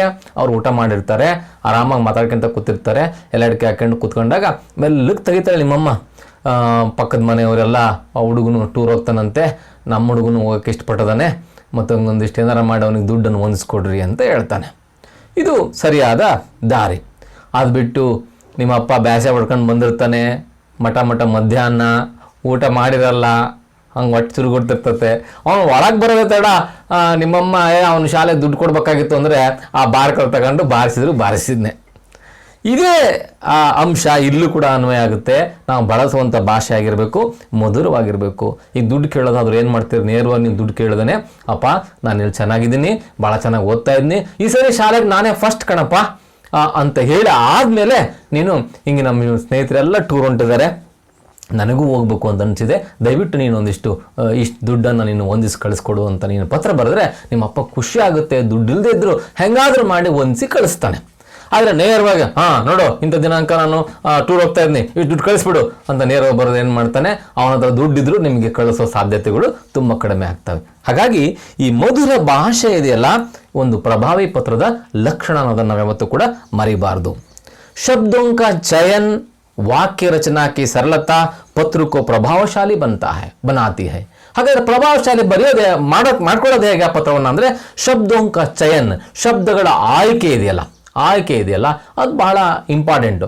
ಪರ್ಯಾಯ ಶಬ್ದಗಳು ನೂರಾರು ಇರ್ತವೆ, ಆದರೆ ನೀನು ಯಾವಾಗ ಯಾವ ಶಬ್ದಗಳನ್ನು ಬಳಸ್ತೀಯಾ ಅನ್ನೋಂಥ ಜ್ಞಾನ ನಮಗಿರಬೇಕಾಗುತ್ತೆ. ವಾಕ್ಯಗಳ ಸರಳತೆ ಮತ್ತು ಆ ಸರಳತೆ ಮತ್ತು ಶಬ್ದಗಳ ಬಳಕೆ ಇದೆಯಲ್ಲ ಅದು ಒಂದು ಪತ್ರವನ್ನು ಪ್ರಭಾವಗೊಳಿಸುವಲ್ಲಿ ಬಹಳ ಪ್ರಮುಖ ಪಾತ್ರವನ್ನು ವಹಿಸುತ್ತೆ. ಇವೆಲ್ಲವೂ ಕೂಡ ಸ್ಪಷ್ಟತೆ ದೃಷ್ಟಿಯಿಂದ ಬಹಳ ಮುಖ್ಯವಾದಂಥವು. ಇನ್ನು ಮೂರನೇ ಅಂಶ ಸಂಕ್ಷಿಪ್ತತಾ. ಇದು ಕೂಡ ಬಹಳ ಮುಖ್ಯವಾದಂಥ ಅಂಶವೇ. ಸಂಕ್ಷಿಪ್ತತಾ ಅಂತ ಹೇಳಿದ್ರೆ ಚಿಕ್ಕದಾಗಿ ಮಾಡೋದು, ಕಿರಿದಾಗಿ ಮಾಡೋದು ಅಂತ ಅರ್ಥ ಆಗುತ್ತೆ. ಹಿಂದಿನಲ್ಲಿ ಒಂದು ಮಾತಿದೆ, ಗಾಗರ್ ಮೇ ಸಾಗರ್ ಬರ್ನ ಅಂಥೇಳಿ. ಗಾಗರ್ ಅಂದರೆ ಸಣ್ಣದ ಒಂದು ಏನದು ಕೊಡ ಅಥವಾ ಬಿಂದಿಗೆ, ಅದರ ಇಡೀ ಸಾಗರವನ್ನು ತುಂಬೋದು ಅಂತ. ಅಂದರೆ ಸಣ್ಣ ಶಬ್ದಗಳಲ್ಲಿ ವಿಶಾಲ ಅರ್ಥವನ್ನು ಹೇಳಬೇಕು ಅಂತ. ಇದು ಭಾಳಷ್ಟು ಉಪಯೋಗ, ಒಂದು ಸಮಯ ದೃಷ್ಟಿಯಿಂದ, ಶ್ರಮ ದೃಷ್ಟಿಯಿಂದ ಮತ್ತು ಹಣಕಾಸಿನ ದೃಷ್ಟಿಯಿಂದನೂ ಕೂಡ ಭಾಳ ಒಳ್ಳೆಯದಿದು. ಅವ್ರಿಗೂ ಹೆಚ್ಚು ಸಮಯ ಇರೋದಿಲ್ಲ, ಸರಳವಾಗಿ ಹೇಳಬೇಕು ಅಂತ. ಅದರಲ್ಲಿ ಮೊದಲನೇದು ಪತ್ರ ಕಿ ಭಾಷಾ ಮೇ ಸಂಕ್ಷಿಪ್ತತಾ ಹೋನಿ ಚಾಹಿಯೆ. ಪತ್ರದ ಭಾಷೆಯಲ್ಲಿ ಸಂಕ್ಷಿಪ್ತವಾಗಿರಬೇಕು, ಅಂದರೆ ಹೇಳುವ ವಿಷಯ ಫೋಕಸ್ ಆಗಂಗಿರಬೇಕು. ಸುತ್ತಿ ಬಳಸಿ ಸುಮ್ಮನೆ ಅದು ಇದು ಮಾಡಿ ನಿನಗೆ ಹೇಳ್ಬೇಕಾಗಿರೋ ವಿಷಯ ಸಂದೆ ಮೂಲಕ ಬರೋ ಚಿತ್ತು ಕಟ್ಟು ಮಾಡಿದರೆ ಅದು ಅರ್ಥ ಆಗೋದಿಲ್ಲ ಅವರಿಗೆ. ಹಾಗಾಗಿ ಸಂಕ್ಷಿಪ್ತವಾಗಿ ಬರೆಯೋದು ಬಹಳ ಮುಖ್ಯ. ಉಸ್ಮೆ ಅನಾವಶ್ಯಕ ವಿಸ್ತಾರ ನಹಿ ಹೋನಾ ಚಾಹಿಯೆ. ಅದರಲ್ಲಿ ಅನಾವಶ್ಯಕವಾದ ವಿಸ್ತಾರ ಬರೀಲೇಬಾರ್ದು. ಈಗ ಉದಾಹರಣೆಗೆ ನೀವೇನಾದರೂ ಒಂದು ಮುಖ್ಯೋಪಾಧ್ಯಾಯರಿಗೊಂದು ಅಥವಾ ತರಗತಿ ಅಧ್ಯಾಪಕರಿಗೊಂದು ರಜೆ ಪತ್ರವನ್ನು ಬರೀಬೇಕು ಅಂತ ಹೇಳಿದ್ರೆ, ನೀನು ಇಂಥ ದಿನ ನನಗೆ ಹಿಂಗೆ ಅನಾರೋಗ್ಯ ಆಗಿದೆ ಅಥವಾ ನಮ್ಮ ಮನೆಗೆ ಇಂಥ ಅನಾರೋಗ್ಯ ಆಗಿದೆ, ನಾನು ರಜೆ ಬೇಕು ಅಂತ ನೇರವಾಗಿ ಬರಬೇಕು. ಅದ್ಬಿಟ್ಟು ನಮ್ಮ ಅಜ್ಜಿಗೆ ಮೊದಲು ಕಾಯಿಲೆ ಬಂದಿತ್ತು, ಒಂದು ವಾರ ನಮ್ಮ ಅಜ್ಜಿ ಹಾಸ್ಪಿಟ್ಲಿಗೆ ಹೋಗಿದ್ಲು, ಆಮೇಲೆ ಅವಳಿಗೆ ವಾಸಿ ಆಯ್ತು, ಇನ್ನೇನು ವಾಸಿ ಆಯ್ತು ಅಂದಮೇಲೆ ಮತ್ತೆ ನಮ್ಮ ಅಪ್ಪನಿಗೆ ಬಂತು, ಸರ್ ನಮ್ಮ ಅಪ್ಪ ಮತ್ತೊಂದು ವಾರ ಹಾಸ್ಪಿಟ್ಲಿಗೆ ಹೋದ್ರು, ಮತ್ತವ್ರು ಇಂಜೆಕ್ಷನ್ ತಗೊಂಡ್ರು, ಅವಾದ್ಮೇಲೆ ನಮ್ಮ ಅಮ್ಮ ಬಂತು, ಆಮೇಲೆ ನನಗೆ ಬಂತು, ಅದಕ್ಕಾಗಿ ರಜೆ ಕೊಡ್ರಿ ಅಂತ ಹೇಳೋದಿದೆಯಲ್ಲ, ಅದು ಕೊಂಕಣ ಸುತ್ತಿ ಮೈಲಾರಕ್ಕೆ ಹೋದಂಗೆ ಅಂತ ಅನಿಸುತ್ತೆ. ಹಾಗಾಗಿ ನೇರವಾದಂಥ ವಿಷಯವನ್ನು, ಅದು ನಿಮ್ಮ ಅಧ್ಯಾಪಕರಿಗೆ ಅದು ಸಂಬಂಧ ಇಲ್ಲದಿರೋಂಥ ವಿಚಾರ, ನಿಮ್ಮ ಅಜ್ಜಿಗೆ ಬಂದಿತ್ತೋ, ಅಪ್ಪನಿಗೆ ಬಂದಿತ್ತೋ, ನಿಮ್ಮ ಅಮ್ಮನಿಗೆ ಬಂದಿತ್ತೋ ಅದು ಗೊತ್ತಿಲ್ಲ, ನಿನಗೆ ಮಾತ್ರ ಸಂಬಂಧ ಇರುವಂಥ ವಿಚಾರ, ನನಗೆ ಅನಾರೋಗ್ಯ ಆಗಿದ್ದು ನಾನು ಶಾಲೆಗೆ ಬಂದಿಲ್ಲ ಅಂತ ನೇರ ವಿಷಯಕ್ಕೆ ಬರಬೇಕು ಹೊರತು ಇಡೀ ಫ್ಯಾಮಿಲಿಯಲ್ಲಿ ಹಿಸ್ಟ್ರಿಯಲ್ಲಿ ಬೇಕಾಗಿಲ್ಲ ಅನ್ನೋದನ್ನು ಗಮನಿಸ್ಬೇಕು. ಯಾಕಂದ್ರೆ ಅನಾವಶ್ಯಕ ವಿಸ್ತಾರವನ್ನು ಮಾಡಬಾರದು. ಸಂಕ್ಷಿಪ್ತತಃ का अर्थ है पत्र अपने आप में पूर्ण हो. ಸಂಕ್ಷಿಪ್ತ ಬರೀ ಅಂತ ಹೇಳಿದ್ರೆ ಅಂತ ಹೇಳಿ ಒಂದೆಲೇನು ನನಗೆ ರಜಾ ಕೊಡಿ ಅಂತ ಬರೋದು ಪತ್ರ ಸಾರ ಅಂತ ಅನ್ನಬಾರ್ದು. ಅಷ್ಟಾದರೂ ಕೂಡ ಅದು ತನ್ನಷ್ಟೇ ತಾನೇ ಪರಿಪೂರ್ಣವಾಗಿರಬೇಕು. ಇಲ್ಲಿಂದ ಎಲ್ಲೆವರೆಗೆ ಕೊಡಬೇಕು ರಜನ ಮೇಷ್ಟ್ರು, ಅದು ಕೊಡುವಂಥ ಕಾರಣವೇ, ಅದು ರಜೆ ಕೊಡಲಿಕ್ಕೆ ಅವನು ಅರ್ಹನಿದ್ದೇನೆ ಇಲ್ಲವೇ, ಅದು ಸ್ಪಷ್ಟ ಆಗ್ಬೇಕು. ಸಂಕ್ಷಿಪ್ತಗೊಳಿಸ್ರಿ ಅಂದ ತಕ್ಷಣಕ್ಕೆ ಒಂದೇ ಸೆಂಟೆನ್ಸ್ನಾಗ ಬರೆದು ಪತ್ರ ಕೊಡ್ರಿ ಅಂತಲೂ ಅರ್ಥ ಅಲ್ಲ, ಹಾಗಂತ ವಿವರವಾಗಿನೂ ಕೂಡ ಬರೀಬಾರ್ದು. ಅವೆಲ್ಲವನ್ನೂ ಮೇಳೈಸ್ಕೊಂಡಂಗೆ ಬರೀಬೇಕು. ವ್ಯರ್ಥ ಕೆ ಶಬ್ದ ಜಾಲ್ ಸೆ ಮುಕ್ತ ಹೋನಾ ಚಾಹಿಯೆ. ವ್ಯರ್ಥದ ಶಬ್ದ ಜಾಲಗಳಿಂದ ಮುಕ್ತವಾಗಿರ್ಬೇಕದು. ಸುಮ್ಮನೆ ನಿನಗೆ ಇಂಗ್ಲೀಷ್ ಬರ್ತತೆ, ಹಿಂದಿ ಬರ್ತತೆ, ಕನ್ನಡ ಬರುತ್ತೆ ಅಂತೇಳಿ ಅವೋಸ್ನ ಮಿಕ್ಸ್ ಮಾಡಿ ಪತ್ರ ಬರೆದ್ರೆ ಅದು ವ್ಯರ್ಥ ಆಗುತ್ತೆ, ಅದು ಸರಿಯಲ್ಲ. ನೀನು ಇಂಗ್ಲೀಷ್ನ ಬರೀತೀಯಾ, ಇಂಗ್ಲೀಷ್ನಾಗೆ ಬರಿ, ಹಿಂದಿನಲ್ಲಿ ಬರೀತೀಯಾ, ಹಿಂದಿನಲ್ಲೇ ಬರಿ, ಕನ್ನಡದ ಬರೀತೀಯಾ, ಕನ್ನಡದಲ್ಲೇ ಬರಿ. ಅಂದರೆ ಒಂದು ವಾಕ್ಯದ ಆರಂಭ ಯಾವ ಭಾಷೆಯಲ್ಲಿ ಆಗಿದೆಯೋ ಅದೇ ಭಾಷೆಯಲ್ಲಿ ಆ ವಾಕ್ಯವನ್ನು ಮುಗಿಸ್ಬೇಕಾದಂಥದ್ದು, ಅಥವಾ ಮುಗಿಸಿದ್ರೆ ಆ ಭಾಷೆ ಮೇಲೆ ಅವರಿಗೆ ಇರುವಂಥ ಹಿಡಿತವನ್ನು ತಿಳಿಸುತ್ತೆ. ಹಾಗಾಗಿ ನಾವು ಅದನ್ನು ನಡುವೆ ಈ ಮಿಕ್ಸ್ ಮಾಡುವಂಥ ಕೆಲಸವನ್ನು ಮಾಡಬಾರ್ದು. ಯಾವ ಭಾಷೆಯಿಂದ ಇಂಗ್ಲೀಷ್ನಾಗ ಶುರು ಮಾಡಿ ಇಂಗ್ಲೀಷ್ನಾಗ ಆರಂಭ ಕ್ಲೋಸ್ ಮಾಡಿರಿ, ಕನ್ನಡದಾಗ ಆರಂಭ ಮಾಡಿದರೆ ಕನ್ನಡದಲ್ಲೇ ಮುಕ್ತಾಯಗೊಳಿಸ್ರಿ. ಹೀಗೆ ವ್ಯರ್ಥ ಶಬ್ದಗಳನ್ನು ಬಳಸಬಾರ್ದು ಅನ್ನೋದು. ಇನ್ನು ಮುಂದುವರೆದು 4ನೇ ಅಂಶವಾಗಿ ಆಕರ್ಷಕತಾ ತಥಾ ಮೌಲಿಕತಾ. ಆ ಪತ್ರ ಆಕರ್ಷಕವಾಗಿರಬೇಕು ಮತ್ತು ಮೌಲಿಕವಾಗಿರಬೇಕು. ಆಕರ್ಷಕತೆ ಅನ್ನುವಂಥ ಶಬ್ದ ಏನನ್ನ ಸೂಚಿಸುತ್ತಪ್ಪ ಅಂದರೆ ಆ ಪತ್ರದ ಮೇಲ್ಮೈ ಸ್ವರೂಪವನ್ನು ಸೂಚಿಸುತ್ತೆ. ಇನ್ನು ಮೌಲಿಕತೆ ಅನ್ನೋದು ಆ ಪತ್ರದ ಒಳಗಿನ ಗುಣಮಟ್ಟವನ್ನು ಸೂಚಿಸುತ್ತೆ. ಅಂದರೆ ಆಕರ್ಷತೆ ಏನು? ಪತ್ರ ಆಕರ್ಷಕ ಏವಂ ಸುಂದರ ಹೋನಾ ಚಾಹಿಯೆ. ನೀನು ಬರೆದಿರುವಂಥ ಪತ್ರ ಆಕರ್ಷಕವಾಗಿ, ಅಂದರೆ ಎಲ್ಲೂ ಚಿತ್ತು ಕಾಟಗಳಿಲ್ಲದೆ ಸಂಧೆ ಮೂಲಕ ಬರೀದೆ, ಯಾವ್ಯಾವುದನ್ನು ಎಲ್ಲೆಲ್ಲಿ ಬರಿಬೇಕು ಅಲ್ಲಲ್ಲಿ ಬರಿಬೇಕು, ಸುಂದರವಾಗಿ ಅದು ಕಾಣಬೇಕು, ನಿಮ್ಮ ಅಕ್ಷರಗಳು ಕೂಡ ಸುಂದರವಾಗಿರಬೇಕು ಅನ್ನೋದು. ನೆಕ್ಸ್ಟ್, ಕಾರ್ಯಾಲಯಿ ಪತ್ರೋಂಕೋ ಸ್ವಚ್ಛತಾ ಕಾ ಸಾಥ್ ಟೈಪ್ ಕಿಯಾ ಜಾಯೆ. ಅದರಲ್ಲೂ ಕೂಡ ಈ ಕಾರ್ಯಾಲಯಿ ಪತ್ರ ಅಂದರೆ ಸರ್ಕಾರಿ ಪತ್ರಗಳು, ನಿಮಗೆ ಪರಿಚಿತರಿಲ್ಲದೆ ಇರುವಂಥವರಿಗೆ ನೀವು ಪತ್ರವನ್ನು ಬರೆಯೋದಾದರೆ ಅದು ಬಹಳ ಮುಖ್ಯವಾಗಿ ಏನು ಮಾಡಬೇಕು, ಸ್ವಚ್ಛತೆಯ ಜೊತೆಗೆ ಟೈಪ್ ಅಂದರೆ ಬರವಣಿಗೆ ಏನಾಗುತ್ತೆ, ಒಬ್ಬೊಬ್ಬರ ಬರವಣಿಗೆ ಶೈಲಿ ಒಂದೊಂದು ಥರ ಇರ್ತದೆ. ಬಹುಶಃ ನಿಮ್ಮ ಕುಟುಂಬದಲ್ಲಿ ನಿಮ್ಮ ಬರವಣಿಗೆಯನ್ನು ಓದುವಂಥ ಒಂದು ಸಾಮರ್ಥ್ಯವನ್ನು ಬೆಳೆಸ್ಕೊಂಡಿರ್ತಾರೆ. ಒಂದು ಚಿಕ್ಕಂದಿಂದ ನೋಡಿರ್ತಾರೆ, ಒಂದು ತಂದೆಗೆ 5-6 ಜನ ಮಕ್ಕಳಿದ್ರು ಅಂದರೆ ಆ 5-6 ಜನ ಮಕ್ಕಳದ ಹ್ಯಾಂಡ್ ರೈಟಿಂಗ್ ಹೆಂಗಿರ್ತತೆ, ಅವ್ರು ಹೆಂಗೆ ಬರೀತಾರೆ ಅನ್ನೋದು ಗೊತ್ತಾಗುತ್ತೆ. ಆದರೆ ಬೇರೆ ಆಫೀಸಿಗೆ ಆ ಪತ್ರಲೇಖನ ಹೋದಾಗ ಈ ಕೆಲವರು ಹಿಂಗೆ ಮೋಡಿ ಅಕ್ಷರಗಳು ಬರೀತಾರೆ, ಸಂಕ್ಷಿಪ್ತಕರಣಗೊಳಿಸಿ ಬರೀತಾರೆ. ಇವೆಲ್ಲ ಅವನಿಗೆ ಅರ್ಥ ಆಗೋದು ಹೆಂಗೆ? ನೀನು ಬರೆದಿರೋ ಪತ್ರ ಏನೋ ಒಂದು ಕೆಲಸ ಆಗಬೇಕು ಅಂತ, ಆ ಪತ್ರನೇ ಅರ್ಥ ಆಗಲಿಲ್ಲ ಅಂದ್ರೆ ಅದೇನು ಕೆಲಸ ಆಗುತ್ತೆ? ಹಾಗಾಗಿ ನಾವೇನು ಮಾಡಬೇಕು, ಅಂತ ಹೊತ್ತಿನಲ್ಲಿ ಸರಳವಾಗಿ ದುಂಡಿಗೆ ನೀಟಾಗಾರೆ ಬರೀಬೇಕು, ಇಲ್ಲದ್ರೆ ಟೈಪ್ ಮಾಡ್ಕೊಳ್ಳೋದು ಬಹಳ ಉತ್ತಮ. ಟೈಪ್ ಆದರೆ ಅಕ್ಷರಗಳು ಗೊಂದಲ ಇರಲ್ಲ. ಉದಾಹರಣೆಗೆ ಒಂದು ದಾ ಅನ್ನುವಂಥ ಅಕ್ಷರವನ್ನು ನಾನೊಂಥರ ಬರಿತೀನಿ, ನೀನೊಂಥರ ಬರಿತೀರಿ, ಮತ್ತೊಬ್ಬರು ಮತ್ತೊಂಥರ ಬರೀತಾರೆ.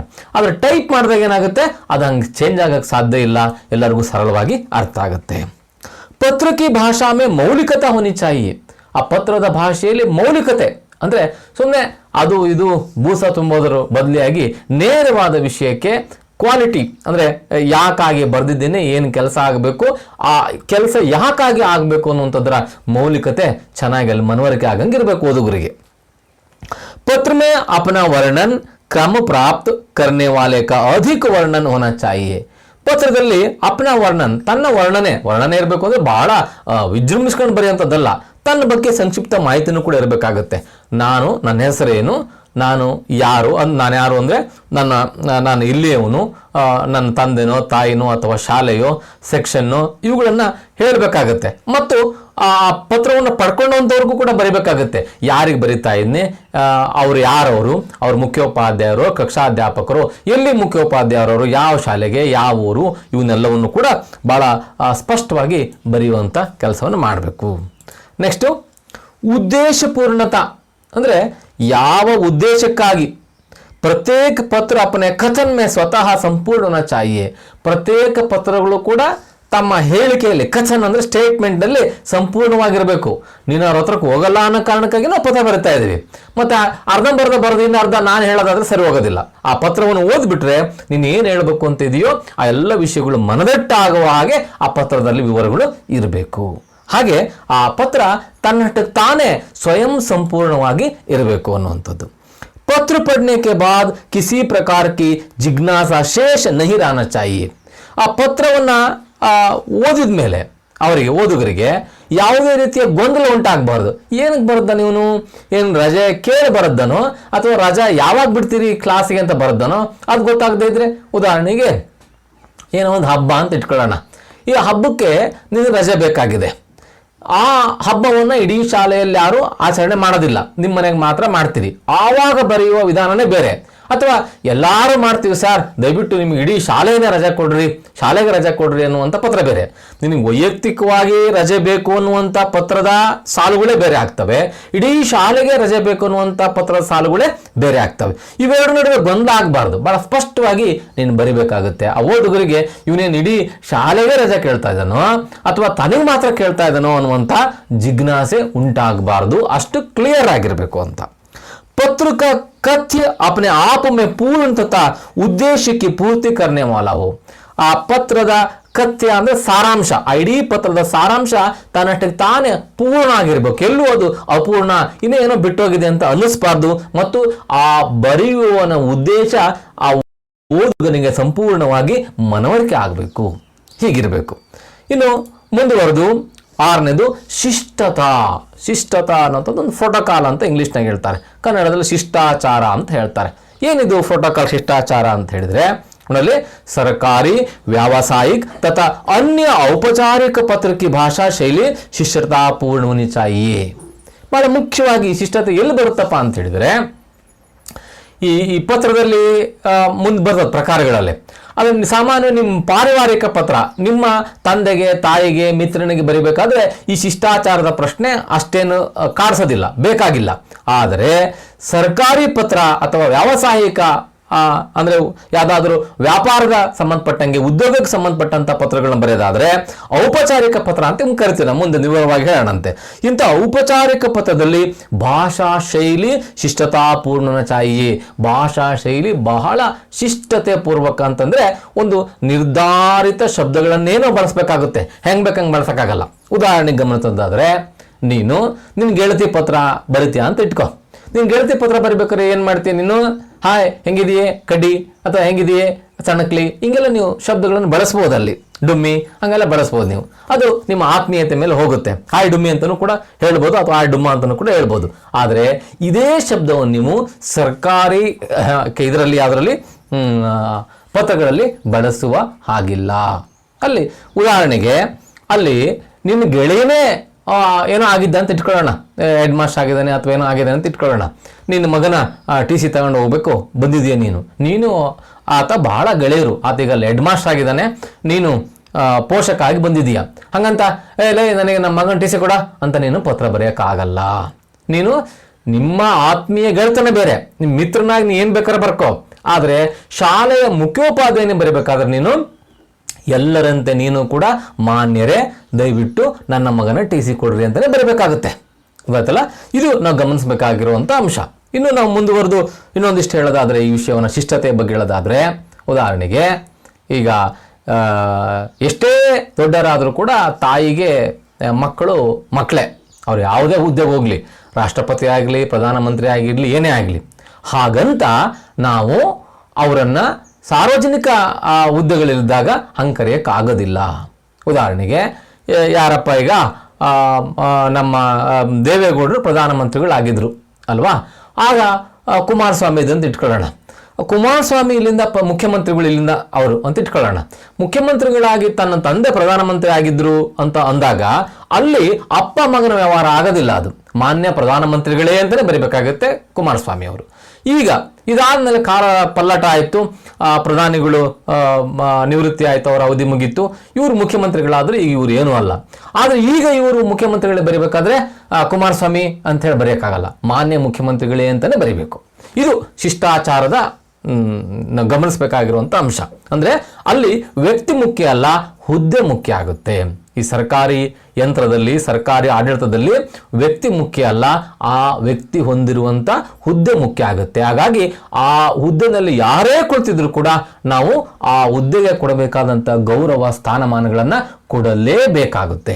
ನಮಗೆ ಆಗದೇ ಇರೋರು ಕೂಡ ಬಂದರೂ ಕೂಡ ನಾವು ಅವ್ರನ್ನ ಏಕವಚನದಲ್ಲಿ ಕರೆಯೋಕ್ಕಾಗೋದಿಲ್ಲ ಅಲ್ಲಿ. ಯಾಕೆಂದರೆ ಅವನಲ್ಲಿ ಒಬ್ಬ ವ್ಯಕ್ತಿಯಾಗಿ ಕೂತ್ಕೊಂಡಿಲ್ಲ, ಆ ಇಡೀ ವ್ಯವಸ್ಥೆಯ ಪರವಾಗಿ ಅಲ್ಲಿ ಆತ ಕೂತ್ಕೊಂಡಿದ್ದಾನೆ ಅನ್ನೋದನ್ನು ಗಮನದಲ್ಲಿ ಇಟ್ಕೊಳ್ಬೇಕು. ನೆಕ್ಸ್ಟು अस्वीकृति, शिकायत, खीज और नाराजगी भी शिष्ट भाषा में ही प्रकट ही जाए तो उसका अधिक प्रभाव पड़ता है. ಹಾಗಂತ ಸರ್ ಏನು ಸರ್ ಅವರು ಪ್ರಧಾನಮಂತ್ರಿಗಳು ಅಥವಾ ಮುಖ್ಯಮಂತ್ರಿಗಳಾಗಿದ್ದಾರೆ, ನಮ್ದು ಈ ಕೆಲಸ ಎಷ್ಟು ದಿವಸದಿಂದ ಬಾಕಿ ಇದೆ, ಮಾಡೇ ಇಲ್ಲ, ಹೇಳಿ ಸಾಕಾತು, ಮತ್ತಿನ್ನೇನು ಮಾಡೋಣ ಅಂತ ನೀವು ನಿಮ್ಮ ಸಿಟ್ಟು ಇರ್ಬೋದು. ಆ ಸಿಟ್ಟನ್ನು ಕೂಡ ಒಂದು ಶಿಷ್ಟ ಭಾಷೆನಲ್ಲಿ ಬಳಸಲಿಕ್ಕೆ ಸಾಧ್ಯತೆ ಇದೆ. ಅದು ಹೆಂಗಿರ್ಬೇಕಪ್ಪ ಅಂತ ಹೇಳಿದ್ರೆ ಅವರಿಗೆ ನಾಟದಂಗೆ ಇರಬೇಕು, ನೀವು ಅದನ್ನ ಅಶ್ಲೀಲ ಅಥವಾ ಅಸಂಬದ್ಧ ಶಬ್ದಗಳನ್ನ ಬಳಸ್ದಂಗೂ ಇರಬಾರ್ದು. ಅಸ್ವೀಕೃತಿ ಅಂತ ತಿರಸ್ಕಾರ, ನನಗೆ ಅದು ಒಪ್ಪಿಗೆ ಇಲ್ಲ ಅನ್ನೋದನ್ನ ನಯವಾಗಿ ಬೇರೆ ಶಬ್ದಗಳಲ್ಲೂ ಕೂಡ ಹೇಳ್ಬೋದು. ಅಥವಾ ಶಿಕಾಯತ್, ಕಂಪ್ಲೇಂಟ್, ಎಷ್ಟು ಸಾರಿ ಬರೆಯೋದು ಪತ್ರ ಅನ್ನೋದನ್ನು ಭಾಳ ವ್ಯಂಗ್ಯವಾಗಿ ಬರೆಯೋದಕ್ಕಿಂತ ಅದರ ಬದಲಾಗಿ ನಾನು ಬರೆಯುತ್ತಿರುವ ಪತ್ರ 13ನೇ ಪತ್ರ ಅಂತ ಉಲ್ಲೇಖ ಮಾಡ್ರಿ. ಅವಾಗ ಏನಾಗುತ್ತೆ, ಅದೇ ಎಷ್ಟು ಸಾರಿ ಬರೆಯೋದು ಪತ್ರ ಅನ್ನೋದನ್ನು ನೀವು ಸೌಮ್ಯವಾಗಿ 13ನೇ ಪತ್ರ ಅನ್ನೋದನ್ನು ಹೇಳುತ್ತದು. ಓಹೋ, ಇವನಲ್ಲೇ ಭಾಳಷ್ಟು ಸಾರಿ ಬರೆದಿದ್ದಾನೆ ಅಂತ. ಹೀಗೆ ಖೀಜ್ ಅವರ ನಾರಾಜಗಿ ಅಂದರೆ ಸಿಟ್ಟು, ಅವರ ಮೇಲಿರಬಹುದಂತ ಸಿಟ್ಟು. ಖೀಜ್ನ ಅಂದರೆ ಕಾಲೆಳೆಯೋದಂತ, ರೇಗಿಸೋದು ಅಂತ. ಇವೆಲ್ಲವೂ ಕೂಡ ಶಿಷ್ಟ ಭಾಷೆನಲ್ಲೇ ಕೂಡ ಸಾಧ್ಯತೆ ಇದೆ. ನೀವೇನೇ ನಿಮ್ಮ ಭಾವನೆಗಳು ತೀವ್ರತರನ ಆಗಿದ್ರೂ ಕೂಡ ಅವುಗಳನ್ನು ಒಂದು ಶಿಷ್ಟ ಭಾಷೆಯ ಚೌಕಟ್ಟಿಗೆ ಒಳಪಟ್ಟೆ ಬರಿಬೇಕಾಗುತ್ತೆ. ಅದ್ರ ಬಹಳ ಮುಖ್ಯವಾಗಿ ಔಪಚಾರಿಕ ಪತ್ರದಲ್ಲಿ, ಅಂದರೆ ಸರ್ಕಾರದ ಮಟ್ಟದ ವ್ಯವಹಾರ ಮಾಡ್ಬೇಕಾರೆ ಅನ್ನೋದು. ಇನ್ನೊಂದು ಮಹತ್ವದ ಅಂಶ ಅಂದರೆ ಚಿಹ್ನಾಂಕನ್ ಅಂತ ಹೇಳಿದ್ರೆ, ಪತ್ರ ಮೇ ಪ್ರಯುಕ್ತ ಚಿಹ್ನ ಪರ್ ಹಮೇ ವಿಶೇಷ ಧ್ಯಾನ ದೇನಾ ಚಾಹಿಯೆ. ಚಿಹ್ನೆಗಳು ಅಂದರೆ ಪಂಕ್ಚುಯಲ್ ಮಾರ್ಕ್ಸ್ ಅಂತ ಕರಿತಿರಲ್ಲ, ವಿರಾಮ ಚಿಹ್ನೆಗಳು ಅಂತ ಕರಿತಿರಲ್ಲ, ಇವು ಬಹಳ ಮಹತ್ವಪೂರ್ಣವಾದ ಸ್ಥಾನವನ್ನು ಪಡ್ಕೊಳ್ತವೆ. ನೀವು ಸ್ವಲ್ಪ ಆಚೀಚೆ ಹಾಕಿದರೆ ಅಥವಾ ಅದು ಬದಲು ಮಾಡಿದರೆ ನೀವು ಹೇಳುವಂತಹ ಆ ಮಾತಿನ ಅರ್ಥವೇ ಭಿನ್ನ ಅಥವಾ ಬೇರೆ ಆಗಲಿಕ್ಕೆ ಸಾಧ್ಯತೆ ಇದೆ. ನನ್ನ ಹೆಸರು ರಮೇಶ ಅಂತ ಹೇಳಿ ನೀನು ಪುಲಿ ಸ್ಟಾಪ್ ಇಟ್ಟರೆ ಅದೊಂದು ವಾಕ್ಯ ಪರಿಪೂರ್ಣ ಆಗುತ್ತೆ, ಗೊಂದಲ ಇಲ್ಲ.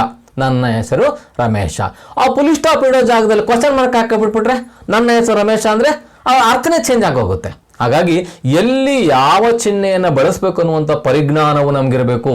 ಆಚೆ ಈಚೆ ಸ್ವಲ್ಪ ಎಡವಟ್ಟಾದರೂ ಕೂಡ ಅದು ಬೇರೆಯದೇ ಅರ್ಥವನ್ನು ಕೊಡ್ತದೆ ಅನ್ನೋಂಥ ಗಮನ ನಮಗಿರಬೇಕು. ಅಷ್ಟೇ ಅಲ್ಲ, ಚಿಹ್ನೆ ಅಂಕಿತ ಅನುಚ್ಛೇದಕ ಪ್ರಯೋಗ ಕರ್ನ ಚಾಹಿಯೆ. ಈ ವಿರಾಮ ಚಿಹ್ನೆಗಳು ಇರಬೇಕು, ಅನುಚ್ಛೇದ ಪ್ಯಾರ ಇರಬೇಕು. ಅಂದರೆ ಒಂದು ವಿಷಯಕ್ಕೆ ಸಂಬಂಧಪಟ್ಟಂಗೆ ಒಂದು ಪ್ಯಾರವನ್ನು ನಾವು ಮಾಡಬೇಕು. ಆ ಪ್ಯಾರ ದೊಡ್ಡದು ಚಿಕ್ಕದು ಅನ್ನೋದು ಮುಖ್ಯ ಅಲ್ಲ, ಆ ಪ್ಯಾರ ತನ್ನಷ್ಟಕ್ಕೆ ತಾನೇ ಪರಿಪೂರ್ಣ ಆಗಬೇಕು. ಇನ್ನೊಂದು ಪ್ಯಾರಕ್ಕೆ ಹೋದರೆ ಅದರ ಮುಂದುವರೆದ ಭಾಗವಾಗಿ ಆ ಪ್ಯಾರ ಇರಬೇಕೇ ಹೊರತು ಕಲಸು ಮೇಲೋಗರ, ಅಂದರೆ ಮೊದಲು ಹೇಳೋದನ್ನು ಕೊನೆಗೆ ಹೇಳೋದನ್ನು ಮೊದಲೇಳಿ ಹಿಂಗೆಲ್ಲ ಮಾಡಬಾರ್ದು. ಅದಕ್ಕೊಂದು ಕ್ರಮಬದ್ಧತೆ ಇದೆಯಲ್ಲ, ಆ ಕ್ರಮಬದ್ಧತೆ ಆ ಪ್ಯಾರಾಗಳಲ್ಲೂ ಕೂಡ ಕಾಣಿಸ್ಬೇಕು. ಆ ಪ್ಯಾರಾಗಳನ್ನು ಓದಿದ ತಕ್ಷಣಕ್ಕೆ ಮುಂದಿನ ಬೆಳವಣಿಗೆ ತನ್ನಿಂತಾನೆ ಕಾಣಿಸ್ಬೇಕು. ಹಾಗಾಗಿ ಪತ್ರಗಳಲ್ಲಿ ಪ್ಯಾರ ಮಾಡೋದು ಕೂಡ ಬಹಳ ಮುಖ್ಯ. प्रत्येक नए विचार, नई बात के लिए पैराग्राफ, अल्प विराम, अर्ध विराम, पूर्ण विराम, कोष्टक आदि का प्रयोग उचित स्थल पर ही होना चाहिए. ಪ್ರತಿಯೊಂದು ಹೊಸ ವಿಚಾರವನ್ನು ಹೇಳಬೇಕಾದ್ರೆ ಅಥವಾ ಹೊಸ ವಿಚಾರದ ಬಗ್ಗೆ ಪ್ರಸ್ತಾವನೆಯನ್ನು ಕೈಗೊಳ್ಳಬೇಕಾದ್ರೆ ನಾವು ಬೇರೆ ಪ್ಯಾರವನ್ನು ಮಾಡಬೇಕು. ಅಲ್ಲಿ ಸೂಕ್ತವಾಗಿ ಅಲ್ಪ ವಿರಾಮ ಇರ್ಬೋದು, ಅರ್ಧ ವಿರಾಮ ಇರ್ಬೋದು, ಪೂರ್ಣ ವಿರಾಮ ಇರ್ಬೋದು, ಕೋಷ್ಟಕ ಅಂದ್ರೆ ಬ್ರಾಕೆಟ್ಗಳು ಇರ್ಬೋದು, ಇವನ್ನ ನಾವು ಬಳಸಬೇಕಾಗುತ್ತೆ. ಹಾಗಾಗಿ ಮಕ್ಕಳೇ, ನೀವು ಈ ಪತ್ರ ಬರೆಯೋದು ಅಂದರೆ ಇಡೀ ಭಾಷೆಯನ್ನು ಒಂದು ನಾವೆಷ್ಟು ಮಟ್ಟಿಗೆ ಭಾಷೆಯನ್ನು ಕಲ್ತಿದ್ದೀವಿ ಅನ್ನೋದನ್ನು ನಿಕಷಕ್ಕೆ ಒಡ್ಡಿದಂಗಾಗುತ್ತೆ. ಇವನ್ನೆಲ್ಲವನ್ನು ಕೂಡ ನೀವು ಕಲ್ತ್ಕೋಬೇಕಾಗುತ್ತೆ. ಅಲ್ಲಿ ನಿಮಗೆ ಭಾಷೆಗಳನ್ನ ಅಭ್ಯಾಸ ಮಾಡಬೇಕಾದ್ರೆ ನಿಮ್ಮ ಮೇಷ್ಟ್ರು ಹೇಳ್ಕೊಡ್ತಿರ್ತಾರೆ, ಕಾಮ, ಪುಲಿ ಸ್ಟಾಪ್, ಅರ್ಥ ಏನು, ಯಾವಾಗ ಅವನು ಬಳಸಬೇಕು ಅಂತ ಅದನ್ನು ಅಲ್ಲಿ ಚೆನ್ನಾಗಿ ತಿಳ್ಕೊಂಡಿದ್ರೆ ನೀವು ಇಲ್ಲಿ ಸರಿಯಾಗಿ ಬಳಸಲಿಕ್ಕೆ ಸಾಧ್ಯ ಆಗುತ್ತೆ. ಇನ್ನು ಪತ್ರಿಕೆ ಪ್ರಕಾರ ಎಷ್ಟು ಥರದ ಪತ್ರಗಳನ್ನು ಬರೀತಾರೆ, ಹೆಂಗಿರ್ತವೆ ಅನ್ನೋದಕ್ಕೆ ಶೈಲಿ ಶಿಲ್ಪ ಕಿ ದೃಷ್ಟಿ ಸೆ ಪತ್ರೋಂಕೆ ದೋ ವರ್ಗ ಹೈ. ಶೈಲಿ ಅಂದರೆ ಅದರ ಸ್ಟ್ರಕ್ಚರು, ಶಿಲ್ಪ ಅಂದರೂ ಕೂಡ ಸ್ಟ್ರಕ್ಚರೇ.